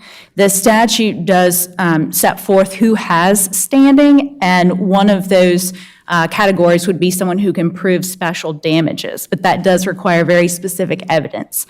If we were to allow those that do not have standing to speak, I said that was a slippery slope because there's no way to tell that this board hasn't improperly incorporated in testimony or comments from those without standing and thereby had their impartiality destroyed. And if you base your decision on evidence that doesn't meet the evidentiary standard, then a court could invalidate that decision, essentially. Commissioner Kovacs? So I have a question because we keep coming back to one of the same things about quasi-judicial is defining who has standing. And I feel like every time we get a different answer when quasi-judicial comes up, and observing meetings in the past and whatnot, I see people that are allowed to speak, but then someone in the same situation isn't allowed to speak, and it seems like there's nothing set in stone. I know you referenced that it's written, but then it's open to interpretation. Yeah, so it's based on the facts presented, so it's really a case-by-case determination. There's no clear-cut rule as to who has standing when they're basing it on special damages. It is clear-cut in the statute that the applicant, the owner, the town has standing. Those are clear-cut. But when it comes to basing it off of special damages, you have to take into consideration the evidence presented in that specific case. But for instance, I've seen where the applicant is an owner of property and they're considered an expert and they can talk about property value, but a neighbor who has property within, just across the street isn't considered an expert on their own property value. Yeah, so the difference is that the applicant already has standing automatically per the statute. So they can talk about their own property, but someone who is, let's say, a neighbor, they don't necessarily automatically have standing. They'd have to prove special damages. They cannot speak to how approving the subdivision or disapproving would affect the value of their property, which is not subject to the application, without an expert witness. They would have to have expert testimony from an appraiser to establish that. I'm trying not to get into details about what I'm thinking about, but that situation didn't play out that way. But nonetheless, I'm not okay with this going to the planning department for some of the reasons that residents have expressed. They want to be able to have their voice heard. I echo the fact that it's unbelievably frustrating to have to walk out of a room if people want to talk about a quasi-judicial process that's going to be happening, or to not be able to talk to our constituents that elected us. But at the same time, at least being able for them to speak during a public hearing, they got to say something. They didn't have decisions made behind closed doors. So as much as I hate doing quasi-judicial, if it's between that and going directly to planning staff, then I'm not okay with this. Commissioner Partee, you had a question? Yes, I have one more question that I want to direct at either Jack or Ms. Sloop, and just correct me, because I'm trying to follow administrative. If we decide to move it administratively, then the planning board would be the since they're a governing board, would it be the planning board that would make decisions, or the Board of Adjustments? So as we prepared the draft, it would be the planning staff. Planning staff. It would not have to go to the planning board. It would not go to the Board of Adjustment, not go to the town board. It would be staff. So the appeal process would be for the planning, your decision then as the planning staff? Correct. Okay. Yes. Okay, that's that clarifies it there, because I was concerned about the Board of Adjustment. Somewhere in there, the Board of Adjustment would be able to hear the variance? So during the HOAB process, a question had come up about, well, if someone doesn't agree with staff's decision, where would the appeal go? And so as of right now, the draft is written as it would remain the same as it is right now. The appeal would go to the town board with a recommendation from planning board prior to going to the town board. So we didn't change that, but there was a question that was raised, could it go to the Board of Adjustment instead of the town board? And so that's where we kind of had some dialogue, some discussion that yes, that is allowed per the statute, but the current draft has it coming to the town board. And that's no change from the current ordinance as written. Gotcha. Thank you. Thank you for the clarification. I would like this quasi-judicial stuff to never go to the planning board, because we, as a board, can watch their meetings. I don't, because I'm terrified of going to jail, if you guys haven't caught on over the years. Also, planning board seems to get a little political sometimes, and they are not the ones who do the ethics training, et cetera, that we have to do. I think all this is great and lovely and everything my dreams are made of, but I would like to get rid of the planning board part of it. I think that this town is gonna mess around with quasi-judicial one day, and we're gonna get sued, and we're gonna get sued big time. If you look at the list of all the other municipalities in here that don't do this, we are living in Mayberry times, but yet trying to keep up, and we can't even keep up with places half our size like Cornelius. I have sat here and watched people not disclose information that sat on this board that should have disclosed during quasi-judicials. Well, no, like campaign donations, being friends with people that were speaking, etc. I overshare, which is a problem, but a good problem sometimes. And the thing is, it's not even about this board sitting up here, it's about our town. And at the end of the day, by right is by right is by right. And you may not like what your neighbors are doing, but it's their right. And I feel like we're too in the weeds with quasi-judicial. And as I keep watching it over and over again, I think that we are doing a disservice to our town and making things really complicated, because I'd rather be able to sit and talk to a citizen about an issue, maybe be able to go talk to staff. And you can't, just like we did earlier with, our presenters, we can't make requests, we can't make demands, but we can at least gently lead, like, these are concerns coming this way. I see it as an opportunity to actually be able to communicate with our citizens more and do it in a way that none of us are giving up our integrity or the morals of this town and the values that we swore to when we took our oaths. And I appreciate you, Jack, so much for all of the work that y'all are doing. Any other questions, Commissioner Kidwell? This is it's just a mess. I think Stacy said it. It's a mess.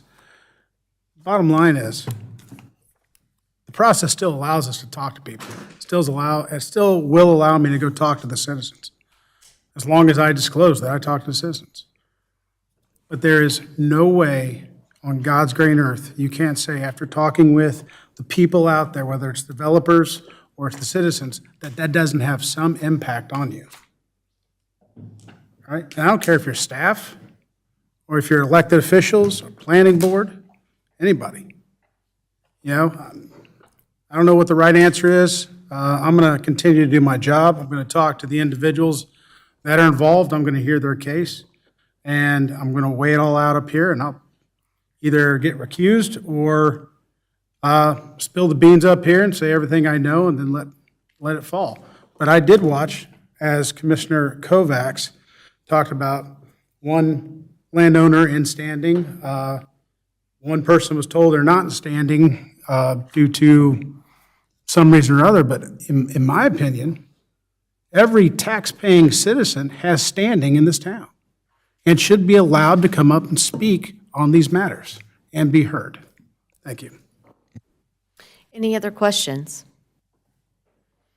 With that, we will close this public hearing. Thank you, Mr. Semino.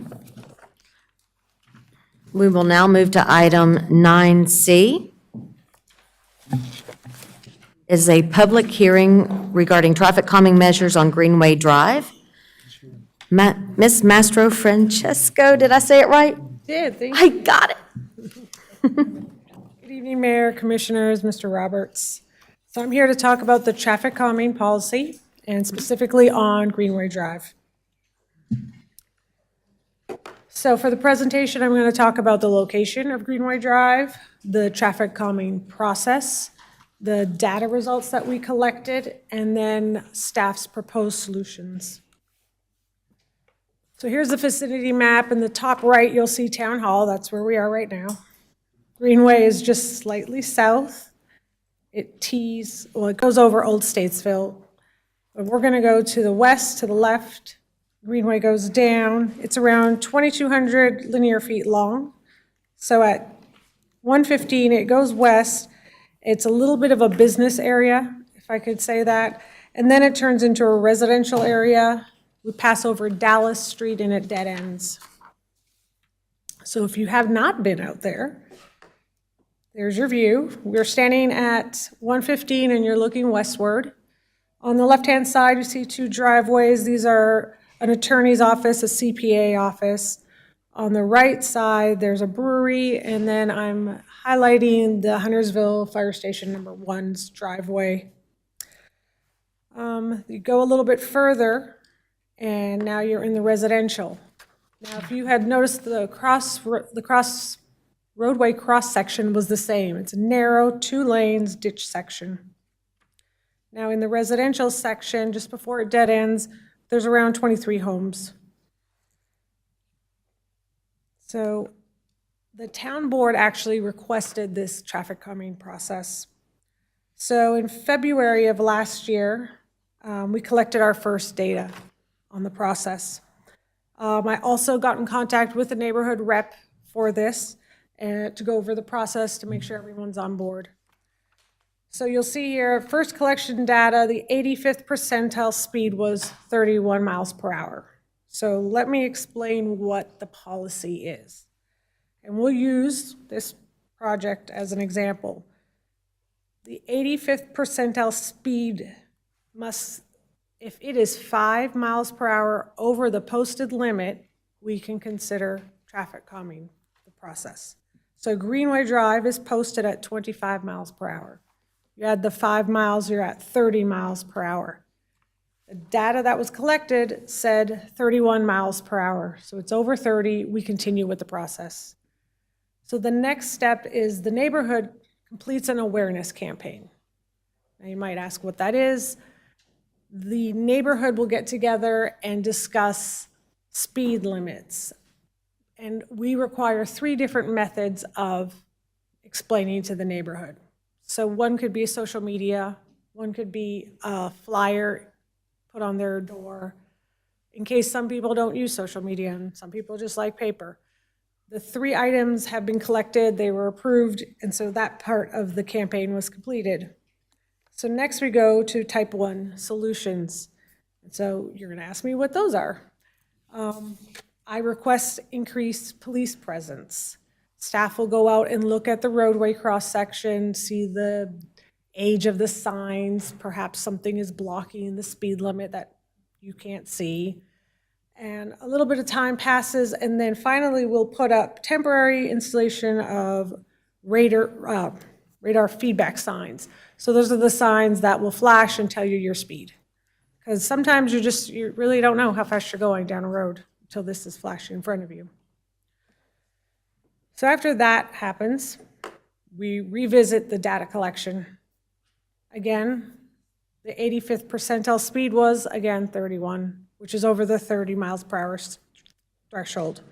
The second data collection was done in February. So now we move forward to type 2 options, which would be the traffic calming methods. There's different types: traffic circles, speed humps, chokers. They're all based on what the road cross-section is and what you see. So for this one, we came up with a very standard one, which is speed humps. At this point, the staff comes up with a couple of options and sends it to the representative of the neighborhood to pass on to their neighbors. I received positive feedback for 3 speed humps, which was one of the options, and I received another emailed question, which was not completely related to speed humps, but valid. After that, last month we asked for the call for this hearing, and then today we go through the presentation. So now I will show you the 2 options that staff has come up with. So alternate 1 is 2 speed humps. So this is a pretty big overview. What I want to show you is the red circles are the proposed 2 speed bump locations in between Dallas and Watkins Road, which is actually around 1,300 square feet. What I want to show you on Dallas, the purple, pink, magenta circles, those are already existing speed humps in the neighborhood. So if we zoom in here, you'll see the 2 speed humps. Technically, we try not to space the speed humps any more than 500 feet. You don't want to put them too close to an intersection where you would normally slow down. The other thing I want to bring to your attention here is the future roadway connection. So this is the Town Center Mixed-Use Project. As part of their rezoning, I have found out that the developer is contributing up to $8,000 for any required traffic calming measures. So then the next alternative would be 3 speed humps. So here's the same picture with the added speed hump. So if we zoom in again, I kept the same speed hump spacing, and then the third one would be closer to what I'm calling the business area. Now, the trick here is that we don't want to be too close to that fire exit driveway access, but we don't want to be too close to that intersection either. So those are the 2 proposals that we had shared with the representative and their community. So now I can answer any questions that you have and then possibly ask you to select next meeting date for action. So we'll open it up for questions. Commissioner Kidwell. On one of the pictures you've shown, it looked like the speed bump was going to be right in front of a driveway. I would like to, I don't want to make the assumption, but that will be moved. Correct. So the person's not coming right out. Yes, so these are roughly approximate locations, and then when the Public Works team goes out, they are instructed not to put it right in front of someone's driveway. They'll have leniency to place it properly. Any other questions regarding which option are you recommending? I don't know that we really picked one. We let the staff, the representative discuss it with their neighbors. They did like the second one with the 3 speed humps. Since we don't really know what's happening with the future connection, the traffic coming through, I mean, I think the 3 humps is adequate. Commissioner Kidwell. Yes, I'd like to ask the representative from the neighborhood to speak. Commissioner Kovacs. And that was going to actually be my question for Ms. Loop. Is this something that Commissioner Kovacs should be recused for, since this is happening in front of her home? If it's happening in front of her home and she feels that she can't be impartial, then yes, I would recommend that she recuse herself.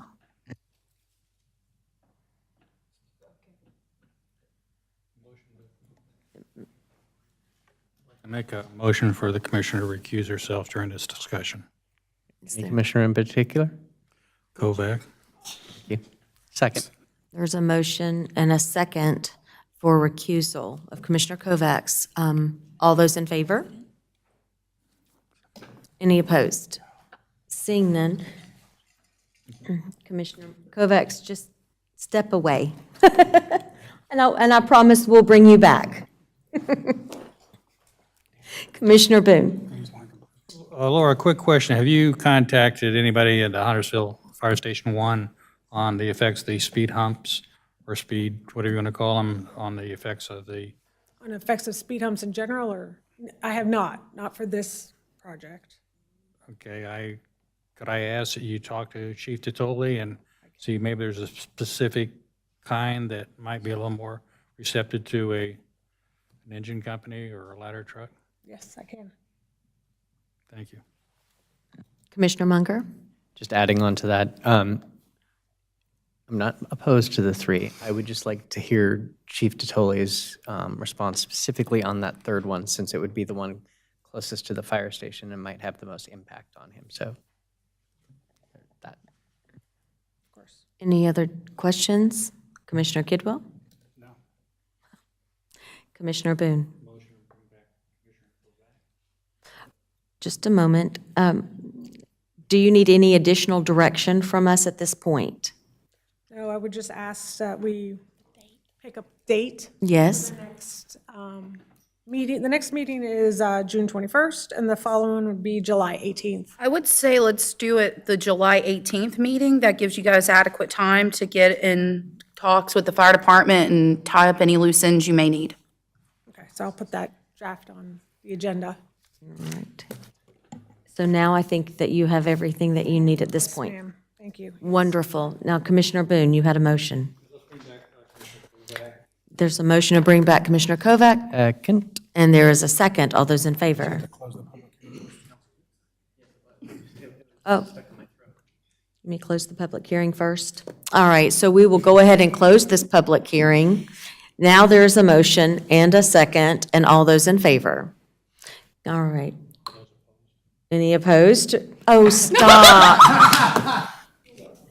That is just not right. All those in favor of bringing Commissioner Kovacs back? Thank you very much. Commissioner Kovacs, please join us.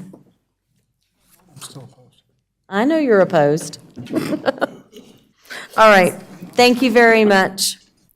We will now move to item 9D. It's a continuation of the public hearing to receive public comments on the proposed 2023 budget. And we did not have anyone's Commissioner, Mr. Roberts. Oh. Yes, I know. Got promoted or demoted? I know, truly demoted. Hopefully, we have a slide to throw up. I've got one slide I'm going to share with you, so I'm going to make it, this may be the shortest presentation of the night, for me anyway. So obviously, we've gone through the budget process. You've seen the manager's recommended budget. It's online for everyone to see. These are the changes from, or updates to the manager's recommended budget that's before you tonight. These changes are, one, delay David Kinney Farm Road improvements to FY '26. As you can see, the negative number, that slides out $1 million because we're talking about FY '23 budget. We remove the police transportation van, remove the commissioner's HFFA supplement, so you can see the negative numbers beside that. We moved the splash pad up to FY '23, which is plus 425. And then, if you recall, in the original manager's recommended budget, we had a 6% COLA and a 1% merit. The changes that have been requested is actual additional 1.5%. And you say, well, how's it 1.5%? If you're at 7, we're at 9. Everyone can't get a 4% merit. That averages out to about 3.5% merit. So really, it's 8.5% impact versus a 7% impact. So that's plus 264,000. I'm just rounding numbers. So the actual changes and reason the number is negative is due to the capital slide of David Kinney Farm is really what has made the most impact. So the subtotal change is minus $350,000 roughly. So the budget is $98,365,812. And then you probably saw emails from Patty and or Jackie on the ARPA funds on how auditors are recommending how we show that in the budget. So here, that is added into the budget at $4.8 million roughly. So the total budget per the ordinance is in your agenda packet is $103,174,878. Those are the changes that are in your packet. That's what's reflected in your packet. In this budget, tax rate is proposed to stay the same at 24 cents. And that's all I got, Mayor. Thank you, Mr. Roberts. No one signed up to speak for this public hearing. So we will close the public hearing. And then we will move on to item 10A. However, I would like for us to take a 5-minute recess. So we will be back at 8 a.m., or 8 p.m., not 8 a.m., I promise. I mean, I could do that too. No, let's not. I needed to move.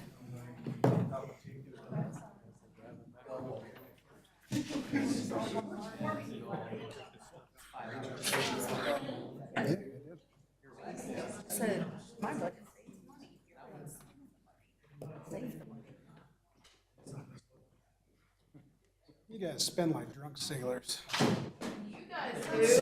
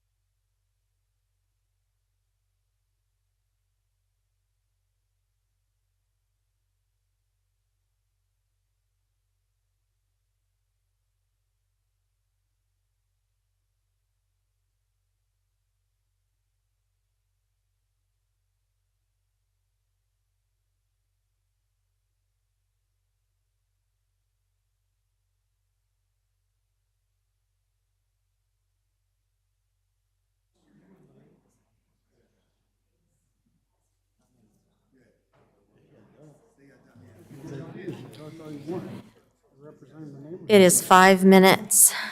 Our 5 minutes has expired, and we are going to go ahead and get started. That was the fastest 5 minutes ever. It was.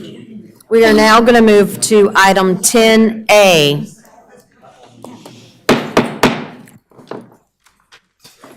It is 8 PM, and we are back in session. We are now moving to item 10A. Madam Mayor, Yes, I'd Commissioner. like to make a motion to recuse Stacy Phillips, Lance Munger, and Dan Boone from item 10A. Is there a second? Seeing none, that motion fails. You guys are in violation. We will now move back to item 10A. This is the fiscal year 2023 budget ordinance that we just closed the public hearing on. Any discussion? Yes, Madam Mayor. According to an email sent by the town attorney back in December with the Senate Bill 473, which was passed into law under 14-234-3, now prohibits public officials from knowingly participating in making or administrating contracts with nonprofits, with any nonprofit with which the official is associated. Associated is defined in this section as being director, officer, or board member of the nonprofit. Organizations created by the state or local governments are excluded. It should also be noted that 14-234.3 broadly defines making or administrating a contract. Under other external agencies, we are putting $150,000 of taxpayer money to nonprofits in which board members are sitting on. Therefore, I reinstate my thing where they should be recused, and they are in violation of state law. Contacted the state attorney's office on it and a personal attorney to confirm. Thank you. Ms. Sloop, would you like to address how we are working through that process? So back at one of the pre-meetings we have already had with regards to this budget process, the town board did go through the proper recusal process when determining the amounts that would be going to the external agencies. And at that time, we went ahead and drew up the contracts. They've already been sent, obviously contingent on budget funding. So technically, this would not be making the contract. Those have already been approved with the proper recusals in place and entered into, again, pending budget approval. We, meaning myself and staff attorney Jacob Glass, contacted UNC School of Government experts, as well as experts from the League of Municipalities, as well as conferred with all of the attorneys that are members of the local government lawyer listserv across the state of North Carolina, and they recommended that the process that we followed would not violate Senate Bill 473, and so that is the process that we went with, and I also, in my own personal opinion, do not believe we are violating that statute.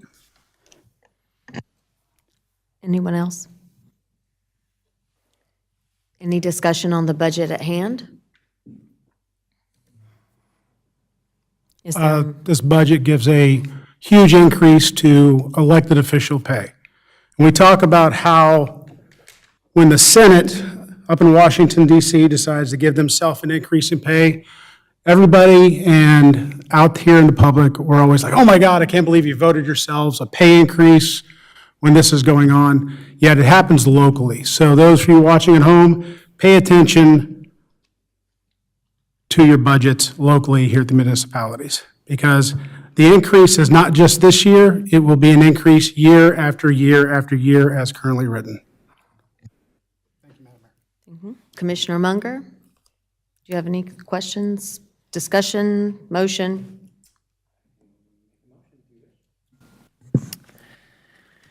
I'd like to make a motion to adopt the FY 2023 budget ordinance that is in the packet, which reflects the updates on the slide just presented by our town manager.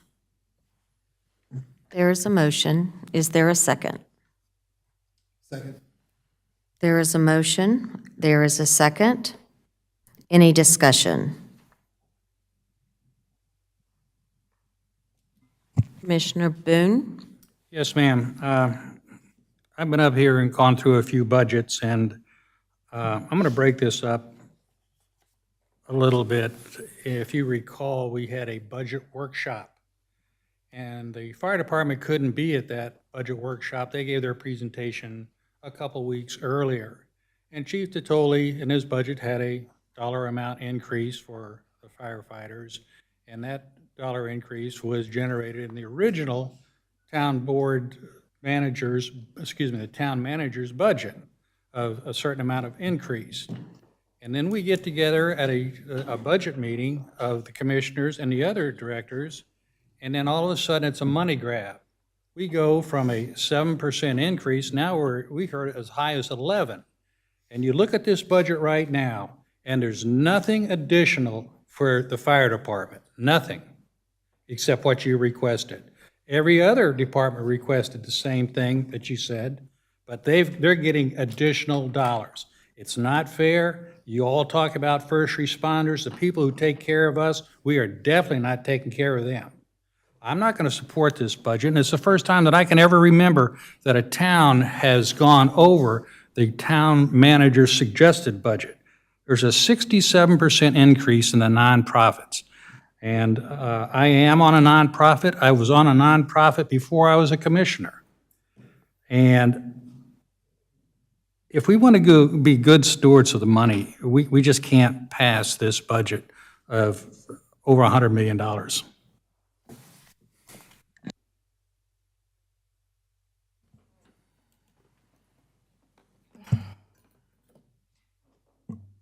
To Commissioner Boone, you said that you can't support it because we're so far over it and because we raised salaries, but you requested a $2.50 an hour raise, which equates to almost double the maximum percent for the other employees. So I'm confused about, is it the problem for all of it as a whole, for the 9%?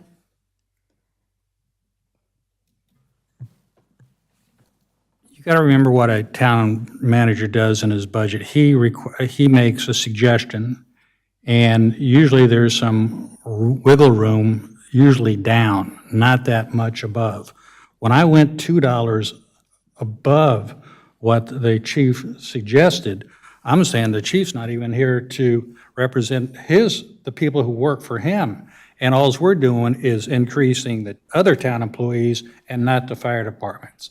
I started at 2. I heard that it went down to 75 cents, and now it's completely out. It's completely gone. So the next time you look at a firefighter in Huntersville, say, I'm sorry, we got money for everybody else, but not you. Commissioner Munger? Unfortunately, some members of this board failed to negotiate in good faith. And by that, I mean, I had an agreement. You and I, Commissioner Boone, stepped out there in the hallway when the budget workshop happened, and you said, $1.50 for the fire department. I agreed to it. We had 9%. We agreed to it. And then 3 weeks ago, with that agreement in place, you said, I cannot support this budget. I'm not done speaking. It blows me away. At least, Commissioner Kidwell, I'll give you credit. You said no from the get. I respect that. You didn't change your opinion. You never did. You said no. We disagree, respectfully. When someone says, I'm going to make a deal with you and I'm going to agree to this and we're going to give a little bit on both sides, and to be clear, the $1.50 extra is $438,000. $438,000. That was the additional $1.50. And I was fine with that because our firefighters do deserve the respect for the job they do. What will absolutely drive me insane is when someone says, I agree to it, and turn around and change their mind and just stab someone in the back. That doesn't fly with me. So, to make it sound like we are, just blissfully unaware of how much money we're spending and just throwing it around and not throwing it at the right people, you negotiate in good faith and you will get what you want. But when you negotiate in bad faith, This is what happens. That's it. Any other comments? I'm going to respond to that. And I'm just going to tell you that I've done this budgeting process a lot more than you've done. And don't you sit down there and bang on this diocese and try to scold me, because you're sitting here and spending money that we don't have. And all you're looking at is a year from now is a tax increase.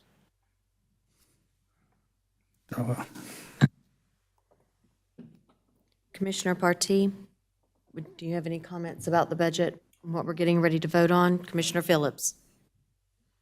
I'm voting for this budget, first one I've ever voted for. I'm taking ownership of the things I've pushed for years, including a splash pad, killing this David Kinney thing partially, and raises for the town board, which will make this process easier for all people to be elected. Never voted for a budget before, but the thing is, you got to give and take, and I feel very blessed and happy that things I've asked for and cared about over the years are finally being acknowledged, and I think this is going to be a good thing for our town. There is a motion, and there is a second. All those in favor? Those opposed? The budget passes 4-2. We will now move to item 10B.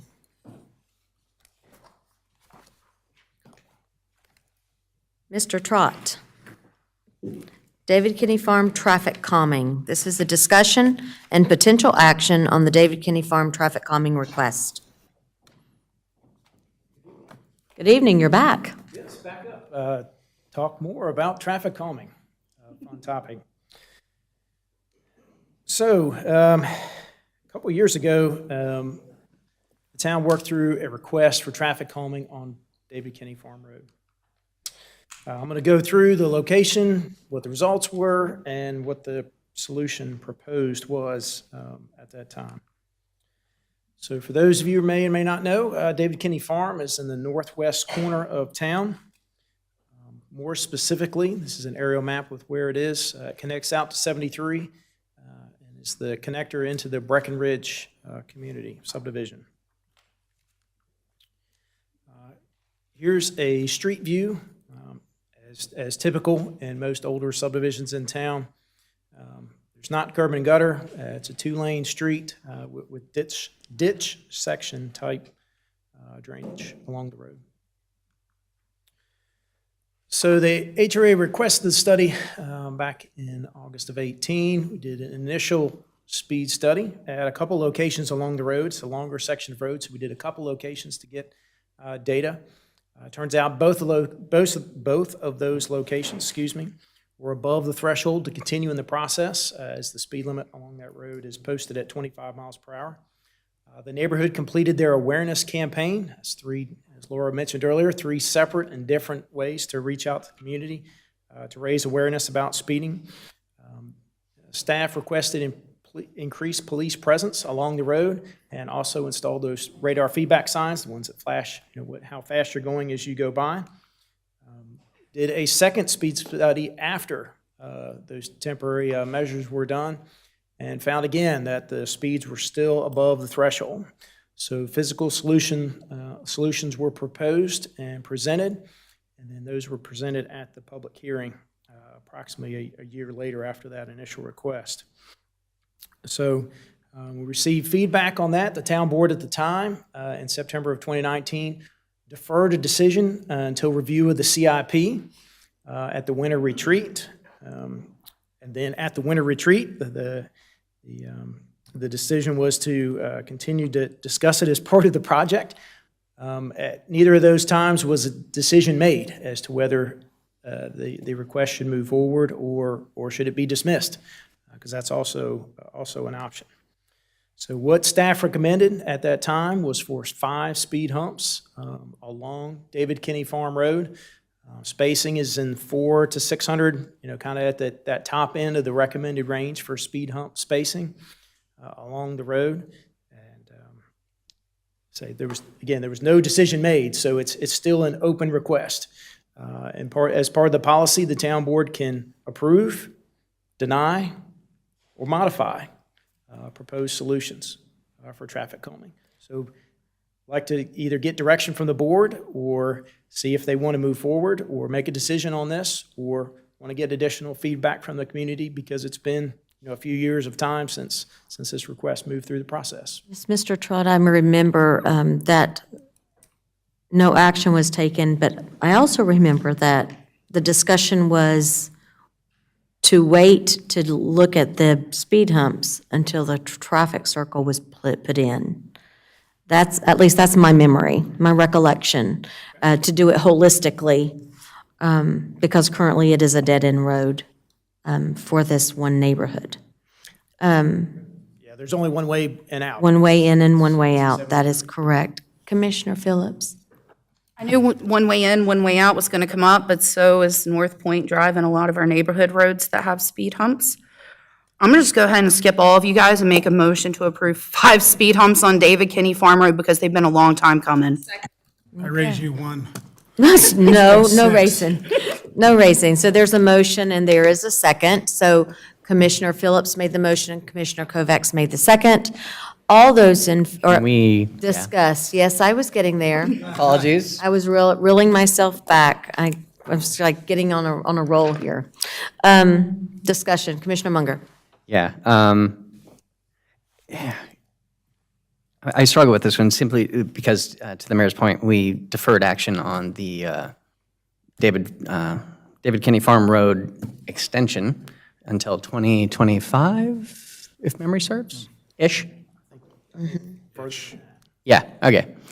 And we don't know exactly what impact that extension will have. I mean, one could easily argue that it will exacerbate the issue. It'll become a cut through, and it will certainly has the potential for increasing speeds, increasing traffic volume.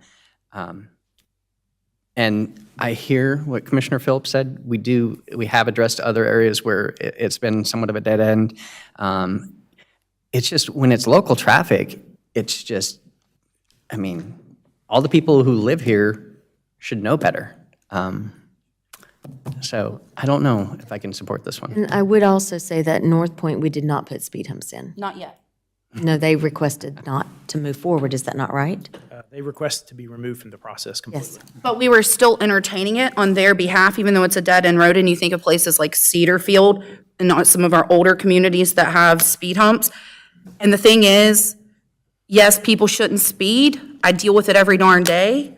But the thing is, they do, and you have to take into account how delivery is part of our lives now. Uber, Amazon, all the big ones. So while the people who live there may know better, your delivery people may not.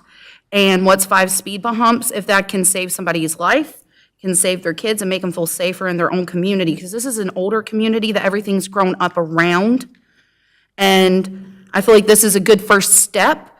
If we ever do extend on to the David Kinney nonsense in 73, then at least we have the calming devices ahead of the chaos. Like, I want to be preemptive instead of waiting until bad things happen. Right. And I mean, kind of to that end, I do understand what you're saying. I'm not saying that we would, my suggestion wouldn't be that we say no and we're never going to do this. It would simply be to defer action for, in my head, 2 years, which would still put it in front of the actual extension and address it. But yeah, there's multiple people behind me that want to make statements, so I'm going to let it go. Commissioner Kidwell? Yes, Commissioner Phillips, you brought up the cost of a human life. According to FEMA, the estimated value of a statistical life in the United States is $7.5 million. I just want to throw that number out there for you.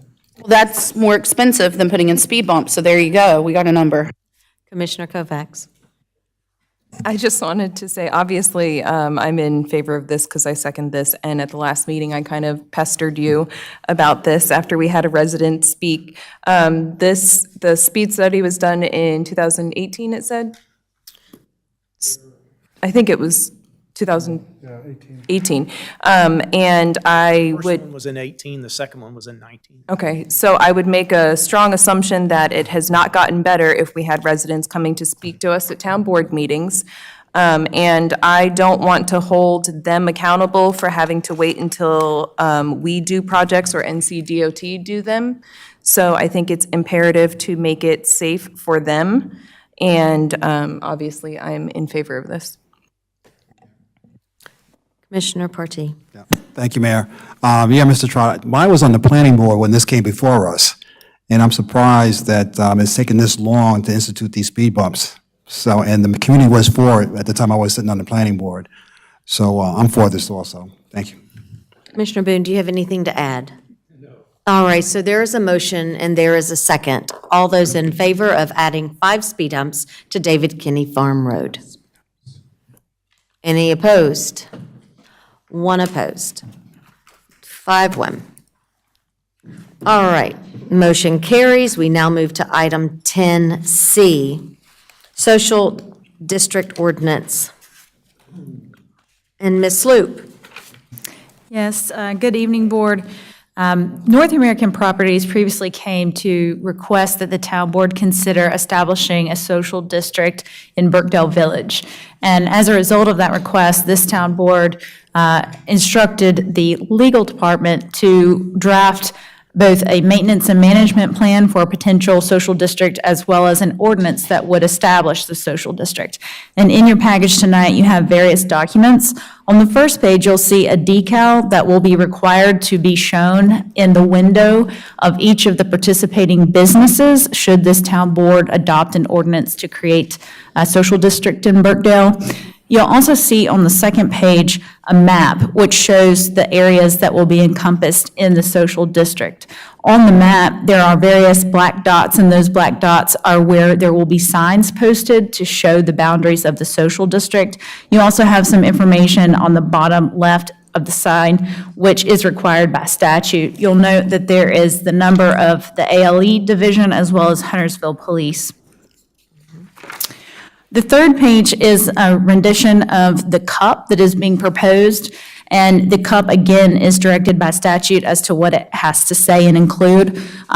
The business will change depending on which business sells the alcoholic beverage.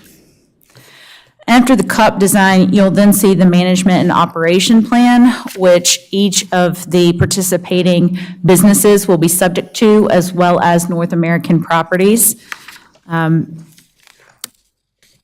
Towards the end of the package, there are 2 additional documents. In order to provide additional coverage against liability, we are requesting that each of the participating businesses fill out a participation agreement, and all of the businesses who are not participating in the social district fill out a waiver of participation. And that will be the responsibility for North American Properties, the landlord of the of Burkdale Village, to collect all of those signatures and turn them back into the town to execute. I'm happy to answer any questions about the proposed ordinance as well as the management and maintenance plan that you may have. Commissioner Kovacs. For the participation agreement or waiver, that is, you would allow people into your, would it? So you would not be able to carry an alcoholic beverage into a store, for instance, that does not have an ABC permit. They would be able to carry them around in the designated outdoor area and obviously purchase them from permitted ABC permittees, such as restaurants. Any other questions? Is there a motion? Commissioner Phillips? I'd like to make a motion to adopt an ordinance to amend the Town of Huntersville Code of Ordinances by revising sections 113-01 and 130-02 and adding chapter 911. Is there a second? Second. Commissioner Partee. Any discussion? Seeing none. All those in favor? Any opposed? Motion carries 6-0. We'll now move to item 10D, Planning Board appointments. Mr. Semino.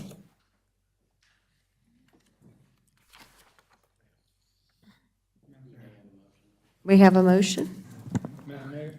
Madam Mayor, I'd like to make a motion that we delay the appointments to the planning board to their June 21st meeting due to the fact that we did not have all the applicants in the agenda packet. And I would also like to suggest that we put the names back on the application. Is that part of the motion? Yes. All right, is there a second to that? Yes, I Seeing will none? amend my own motion to take the name off the application, and we'll try to figure out who is the incumbents and everything else. So the motion is to delay until June 21st of 2022? Town Hall. There is a motion, there is a second. Thank you, Commissioner Kovacs. All those in favor of delay? Any opposed? Seeing none, motion carries 6-0. Now move to item 10E. Item 10E is Board of Adjustments appointments.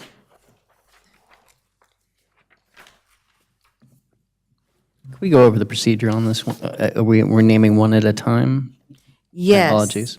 I'm just wanting to double check myself. All seats will expire when? June 30th, June 30th of, 2022. correct, these seats expired. Are these 3-year terms? 2-year terms? I'm just confirming. Jack, you up? Jack, can you come back up to the podium?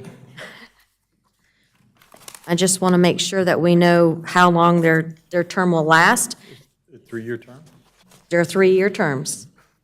So so they'll go into effect July 1 of 2022? All right. So we have 3 appointments to be made. We will go down the list. Each commissioner will give me their 3 names. Can I ask a clarification question? Yes? And you might, I don't know who would be able to answer this, but is it typical if you're renominating someone for a seat, they would be renominated for the seat that they currently hold? So I'll just jump in. I would actually suggest that you do the regular seated member separately from the alternates, just so it's clear that you are appointing a regular member and then appointing the 2 alternates. And then yes, to the question as to the seat that they fill, yes, that they would go. Apply same to the alternate as well? Yes. Thank you so much. I would say if you're going to appoint someone that's currently an alternate to a seat, if they're not up for reappointment for if, for example, Town 1, right, that's currently in a seat, not an alternate? Well, never mind, you know what I mean. All right. So we'll just do them one at a time. So Town Seat 3. We're going to start at Town Seat 3. Commissioner Munger. Town seat 3, my name is Michelle Bennett. Commissioner Partee. Commissioner Phillips. Bennett. Commissioner Kidwell. Ditto. Ditto? Yeah, Bennett. Okay. Commissioner Kovacs. What he said. Oh, boy, we're getting punchy. Commissioner Boone. I'm going to go along with everybody, but this is what I'm trying to show you, what it's not fair to all concerned. The people who are up, or we don't even have what their resume looks like. We have their name and their seats, but the people who are volunteering and who want to work on the Board of Adjustment, all they have is applicant 1 and applicant 2. In my point of view, that is not fair. I'll go with Bennett. Thank you. Is there a motion? Motion to appoint- appoint Michelle Bennett to seat 3, Town 3. Second. There's a motion, there is a second. All those in favor? Any opposed? Seeing none, Michelle Bennett is reappointed to Town Seat 3. We'll now move to the alternate member, Town Seat 2. Commissioner Munger. Applicant number 1.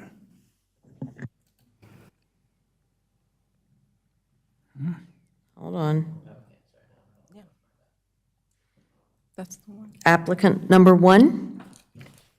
Okay. Commissioner Partee. Applicant number 2. Commissioner Phillips. Applicant 1. Commissioner Kidwell, Carbonell. No, that's the ETJ. Oh, Yeah. It's this one. then, yeah, applicant 1. applicant 1. Sure. Commissioner Kovacs, 1. Commissioner Boone. Carbonell. Is there a motion for applicant 1?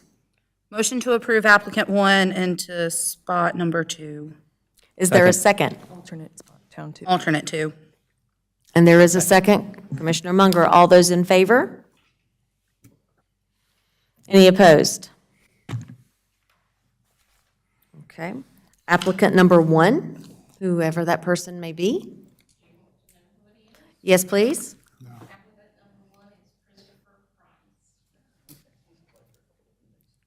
Christopher Price. Thank you. We will now move to the alternate member ETJ Town.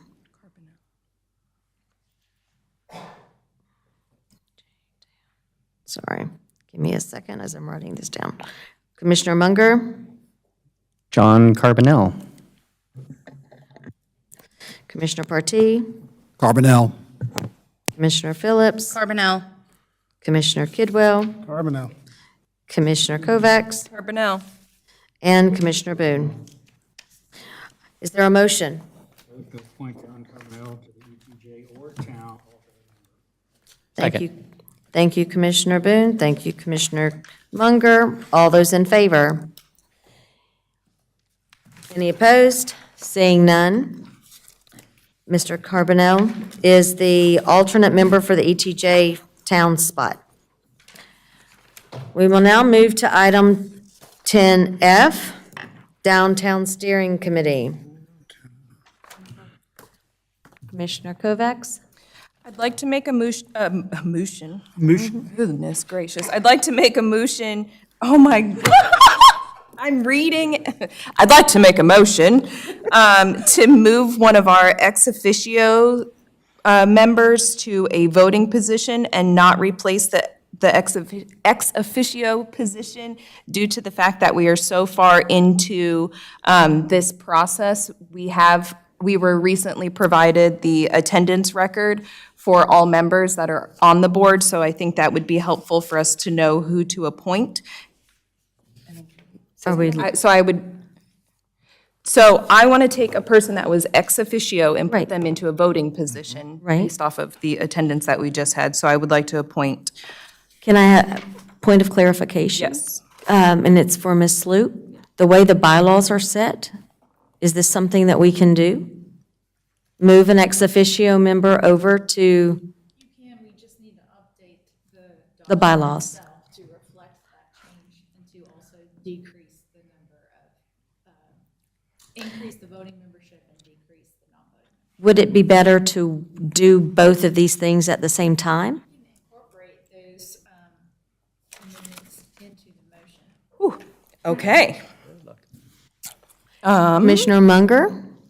I'm just trying to get a point of clarification on this. Are we bypassing the normal process of each person giving a name and then instead trying to do a change to the bylaws and shifting it? I'm just want some clarification. No, I'm right there with you because it does change how we work. My understanding is that you simply want to move a member who is currently non-voting to voting, and you do not want to appoint someone to the non-voting membership. So it wouldn't be an appointment per se, it would just be amending those bylaws to change the voting membership and decrease the non-voting membership. But that would be based on a belief that all members are in agreement with that. That is true. Commissioner Partee? Wouldn't that be an unreadiness in this particular instance because we were all consulted, all the commissioners were not consulted? Well, that's why you can vote yes or no. When is the steering committee's next meeting? This week? This Thursday. So to delay, is not an option?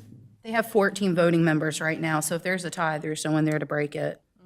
And they've had 2 ties, Yes. 3 ties. Okay.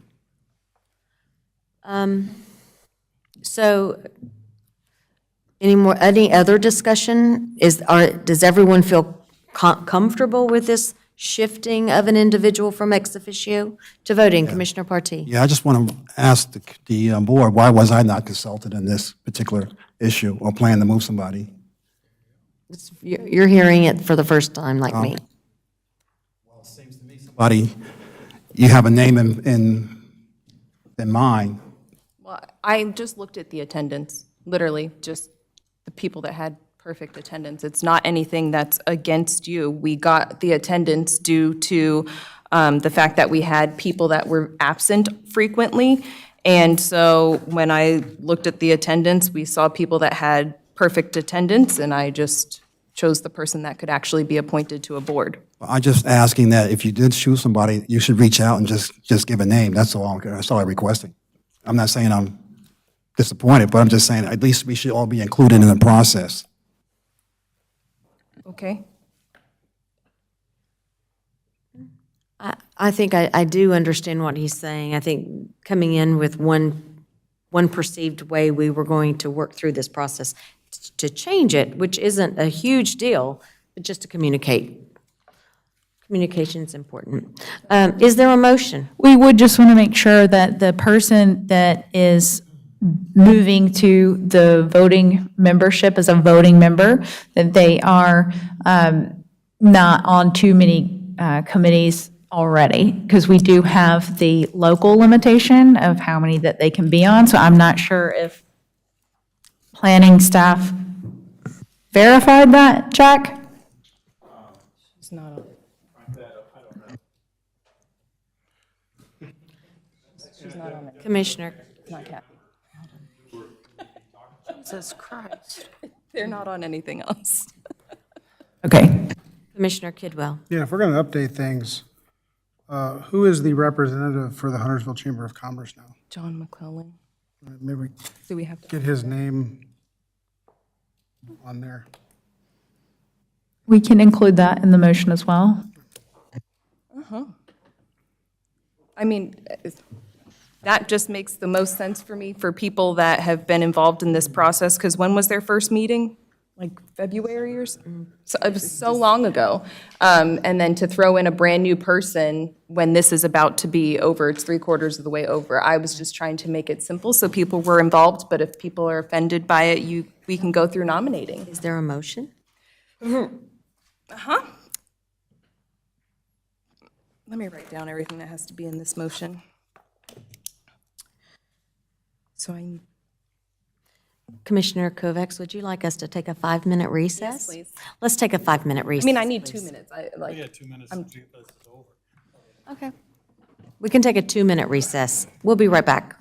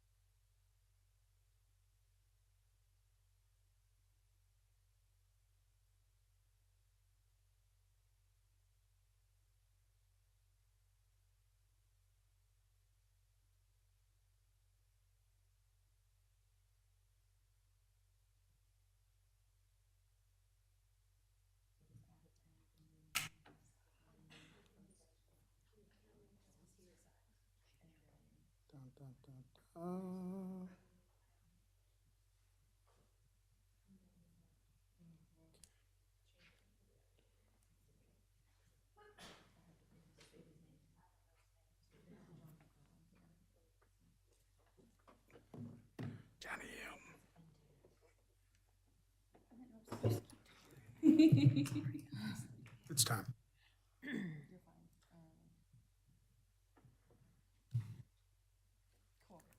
Yep. All right, we are back in session. Commissioner Kovacs, is there a motion? I'd like to make a motion. I'd like to make a motion to amend the Downtown Steering Committee Section 4 from non-voting, Section 4, nope. Section 4, Barbara Gerhart to be removed and added to Section 3. And as a result, the voting members remain at 15 and non-voting members will now be 7.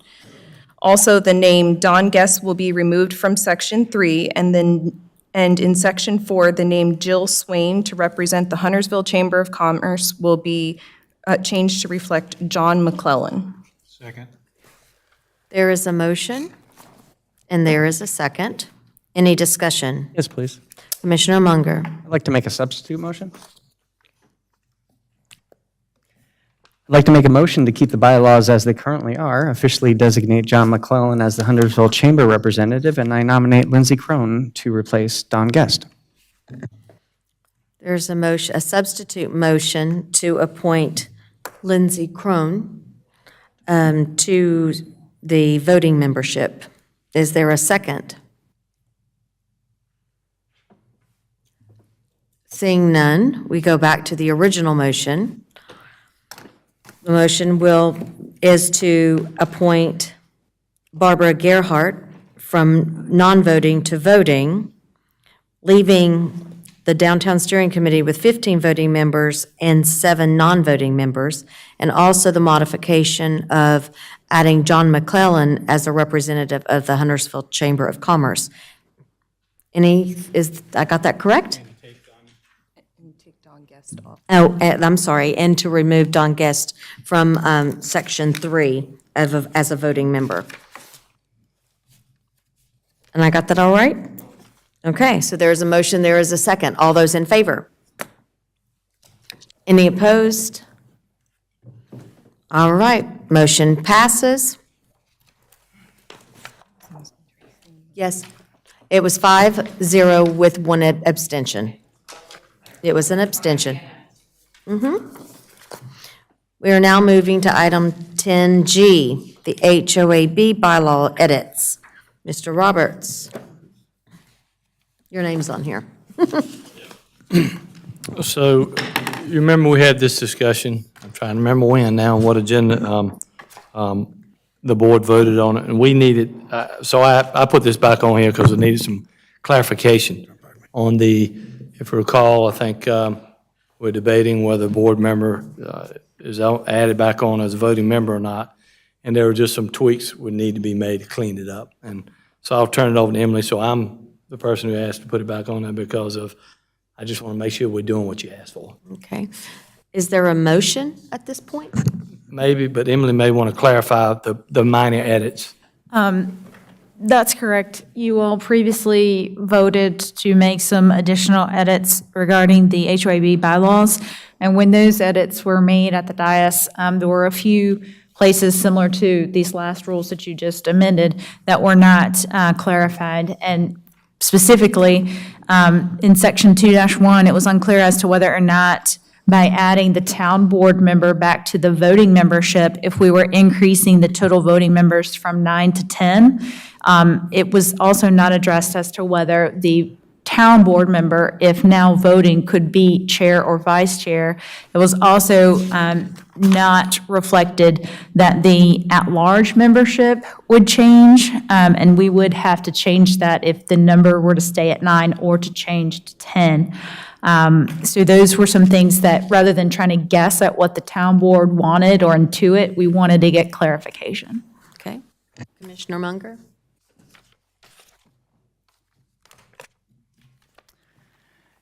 I'd like to make a motion to amend Section 2-1 of the HOAB bylaws by removing the ex officio town board member from the voting membership of the HOAB and adding the ex officio town board member to the non-voting membership of the HOAB.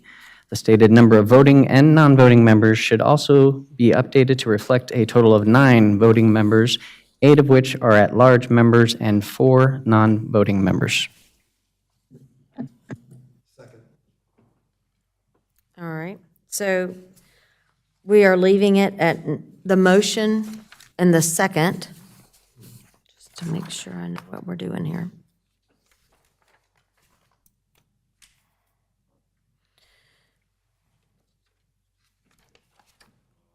We are removing, we are not keeping a town commissioner as a voting member.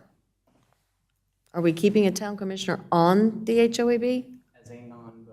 As a non-voting member. Okay. Give me just a second. Is there, Ms. Loop, is there anything else in here that needs to be addressed if they're moving it? No, he added in that the numbers would be updated to reflect this move. Okay, there's a motion and that there is a second. All those in favor? Oh, you have a question? I can ask her. No, go right ahead. I was just curious, because if they were voting, it would be even. What happens if there's a tie? We don't have the ability to break a tie on this board with an even number. Okay. There was a motion, there was a second. Any additional discussion or questions? Seeing none, all those in favor?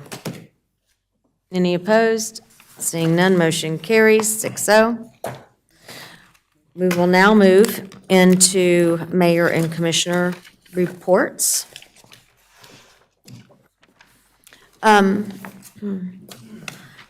Couple of things. I would like to share with the board that Chris McGill, for those of you who know Chris, he was the plant manager at Southwire. He and his team worked diligently to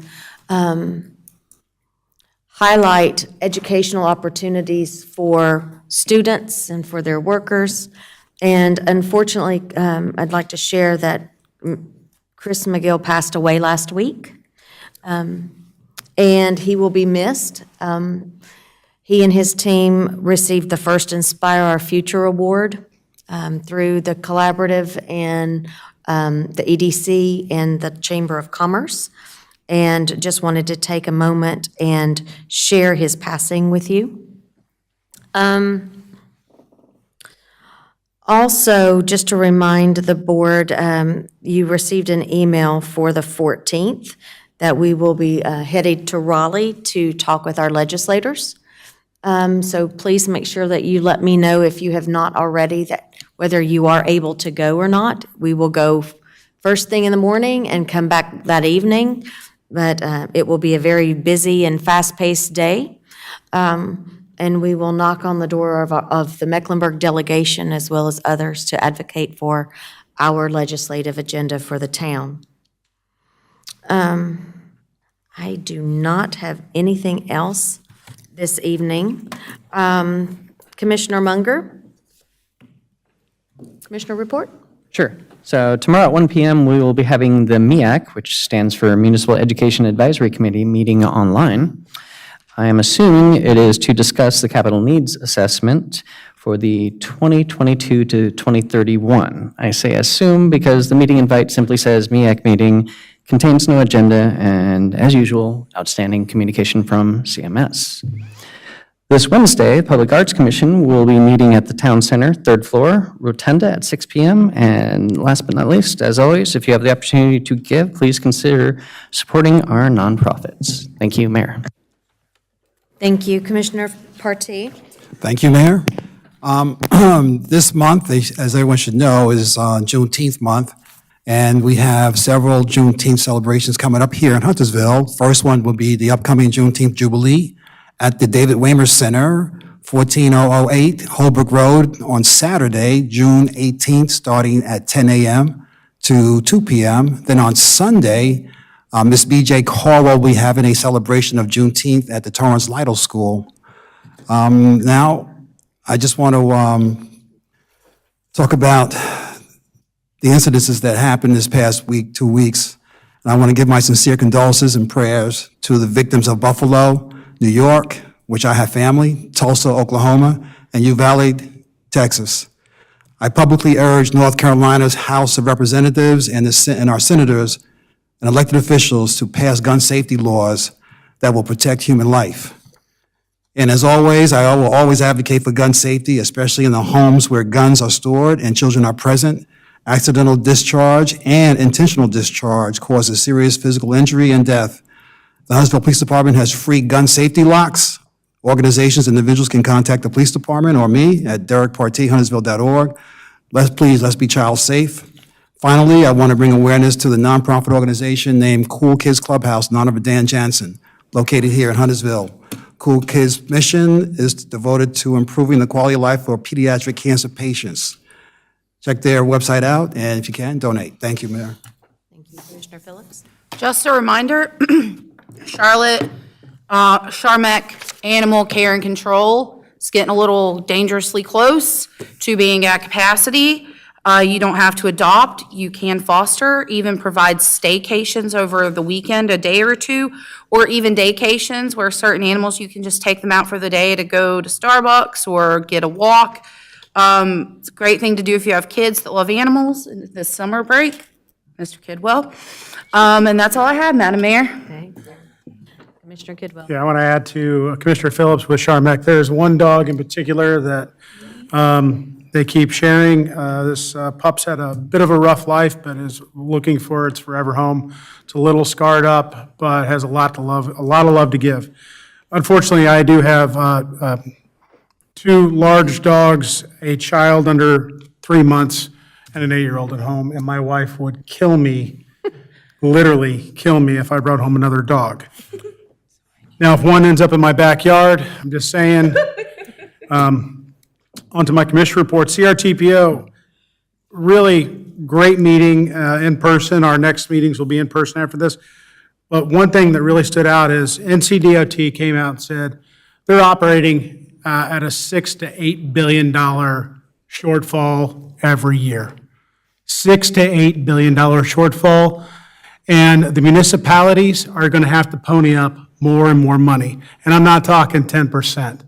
They're talking 50, 60, 70% of projects if you want it done.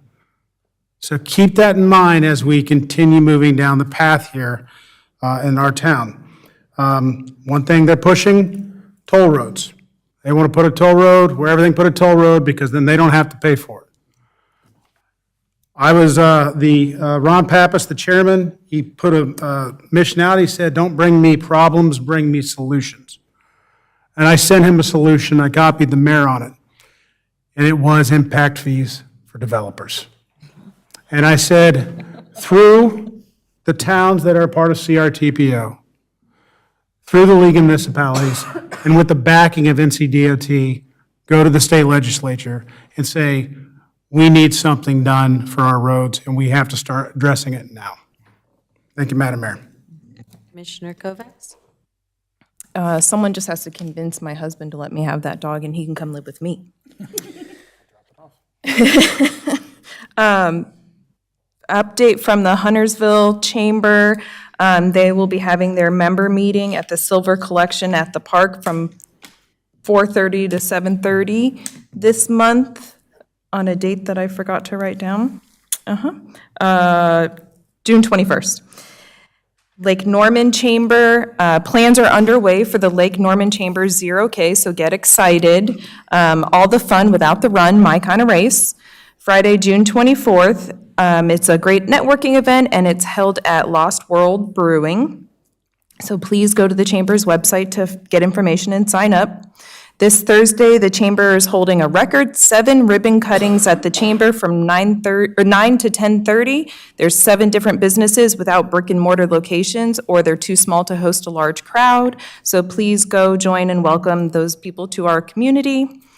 Later Thursday afternoon on June 9th, from 5:30 to 7:30, the Lake Norman Chamber presents a business after hours, hosted by and held at Rustic in Maine at 11957 Rama Church Road in Huntersville. Barbecue, cold drinks, and live music. So guests and prospective members are always welcome. And then lastly, the Chamber's The Voice of Business and Focus Friday will be on June 17th at 8:30. Showcase North Carolina State Senator Danny Britt, who will focus on the judiciary and court issues. This is a virtual event, and you must email the Chamber to get credentials. Thank you. Commissioner Boone? Nothing from the fire. Wonderful. Commissioner Kidwell? I did forget to mention that Parks and Rec will be hosting at Lollacaboose the annual Hobby Horse Championship. So I challenge everyone on this board to come out and do the hobby horse. I already ordered my horse. Oh. It's a unicorn. I have one, so it's on. Oh, my goodness. I do want to also share with the board that on June 9th at 9 a.m., in addition to the ribbon cuttings that are happening at the Lake Norman Chamber, that there's also a groundbreaking for the Aspire School Trade High School, and that will be at 9 a.m. On Thursday as well, out at the corner of Hambright and Beatty's Ford. So I apologize for forgetting that. Any closing comments? Commissioner Munger? So, sorry if this is a little bit long-winded, but I feel like it needs to be said. On May 14th, an 18-year-old gunman opened fire in a grocery store in Buffalo, New York, targeting members of the African-American community. He killed 10 and injured 3 others. On May 24th, an 18-year-old gunman opened fire in an elementary school in Uvalde, Texas.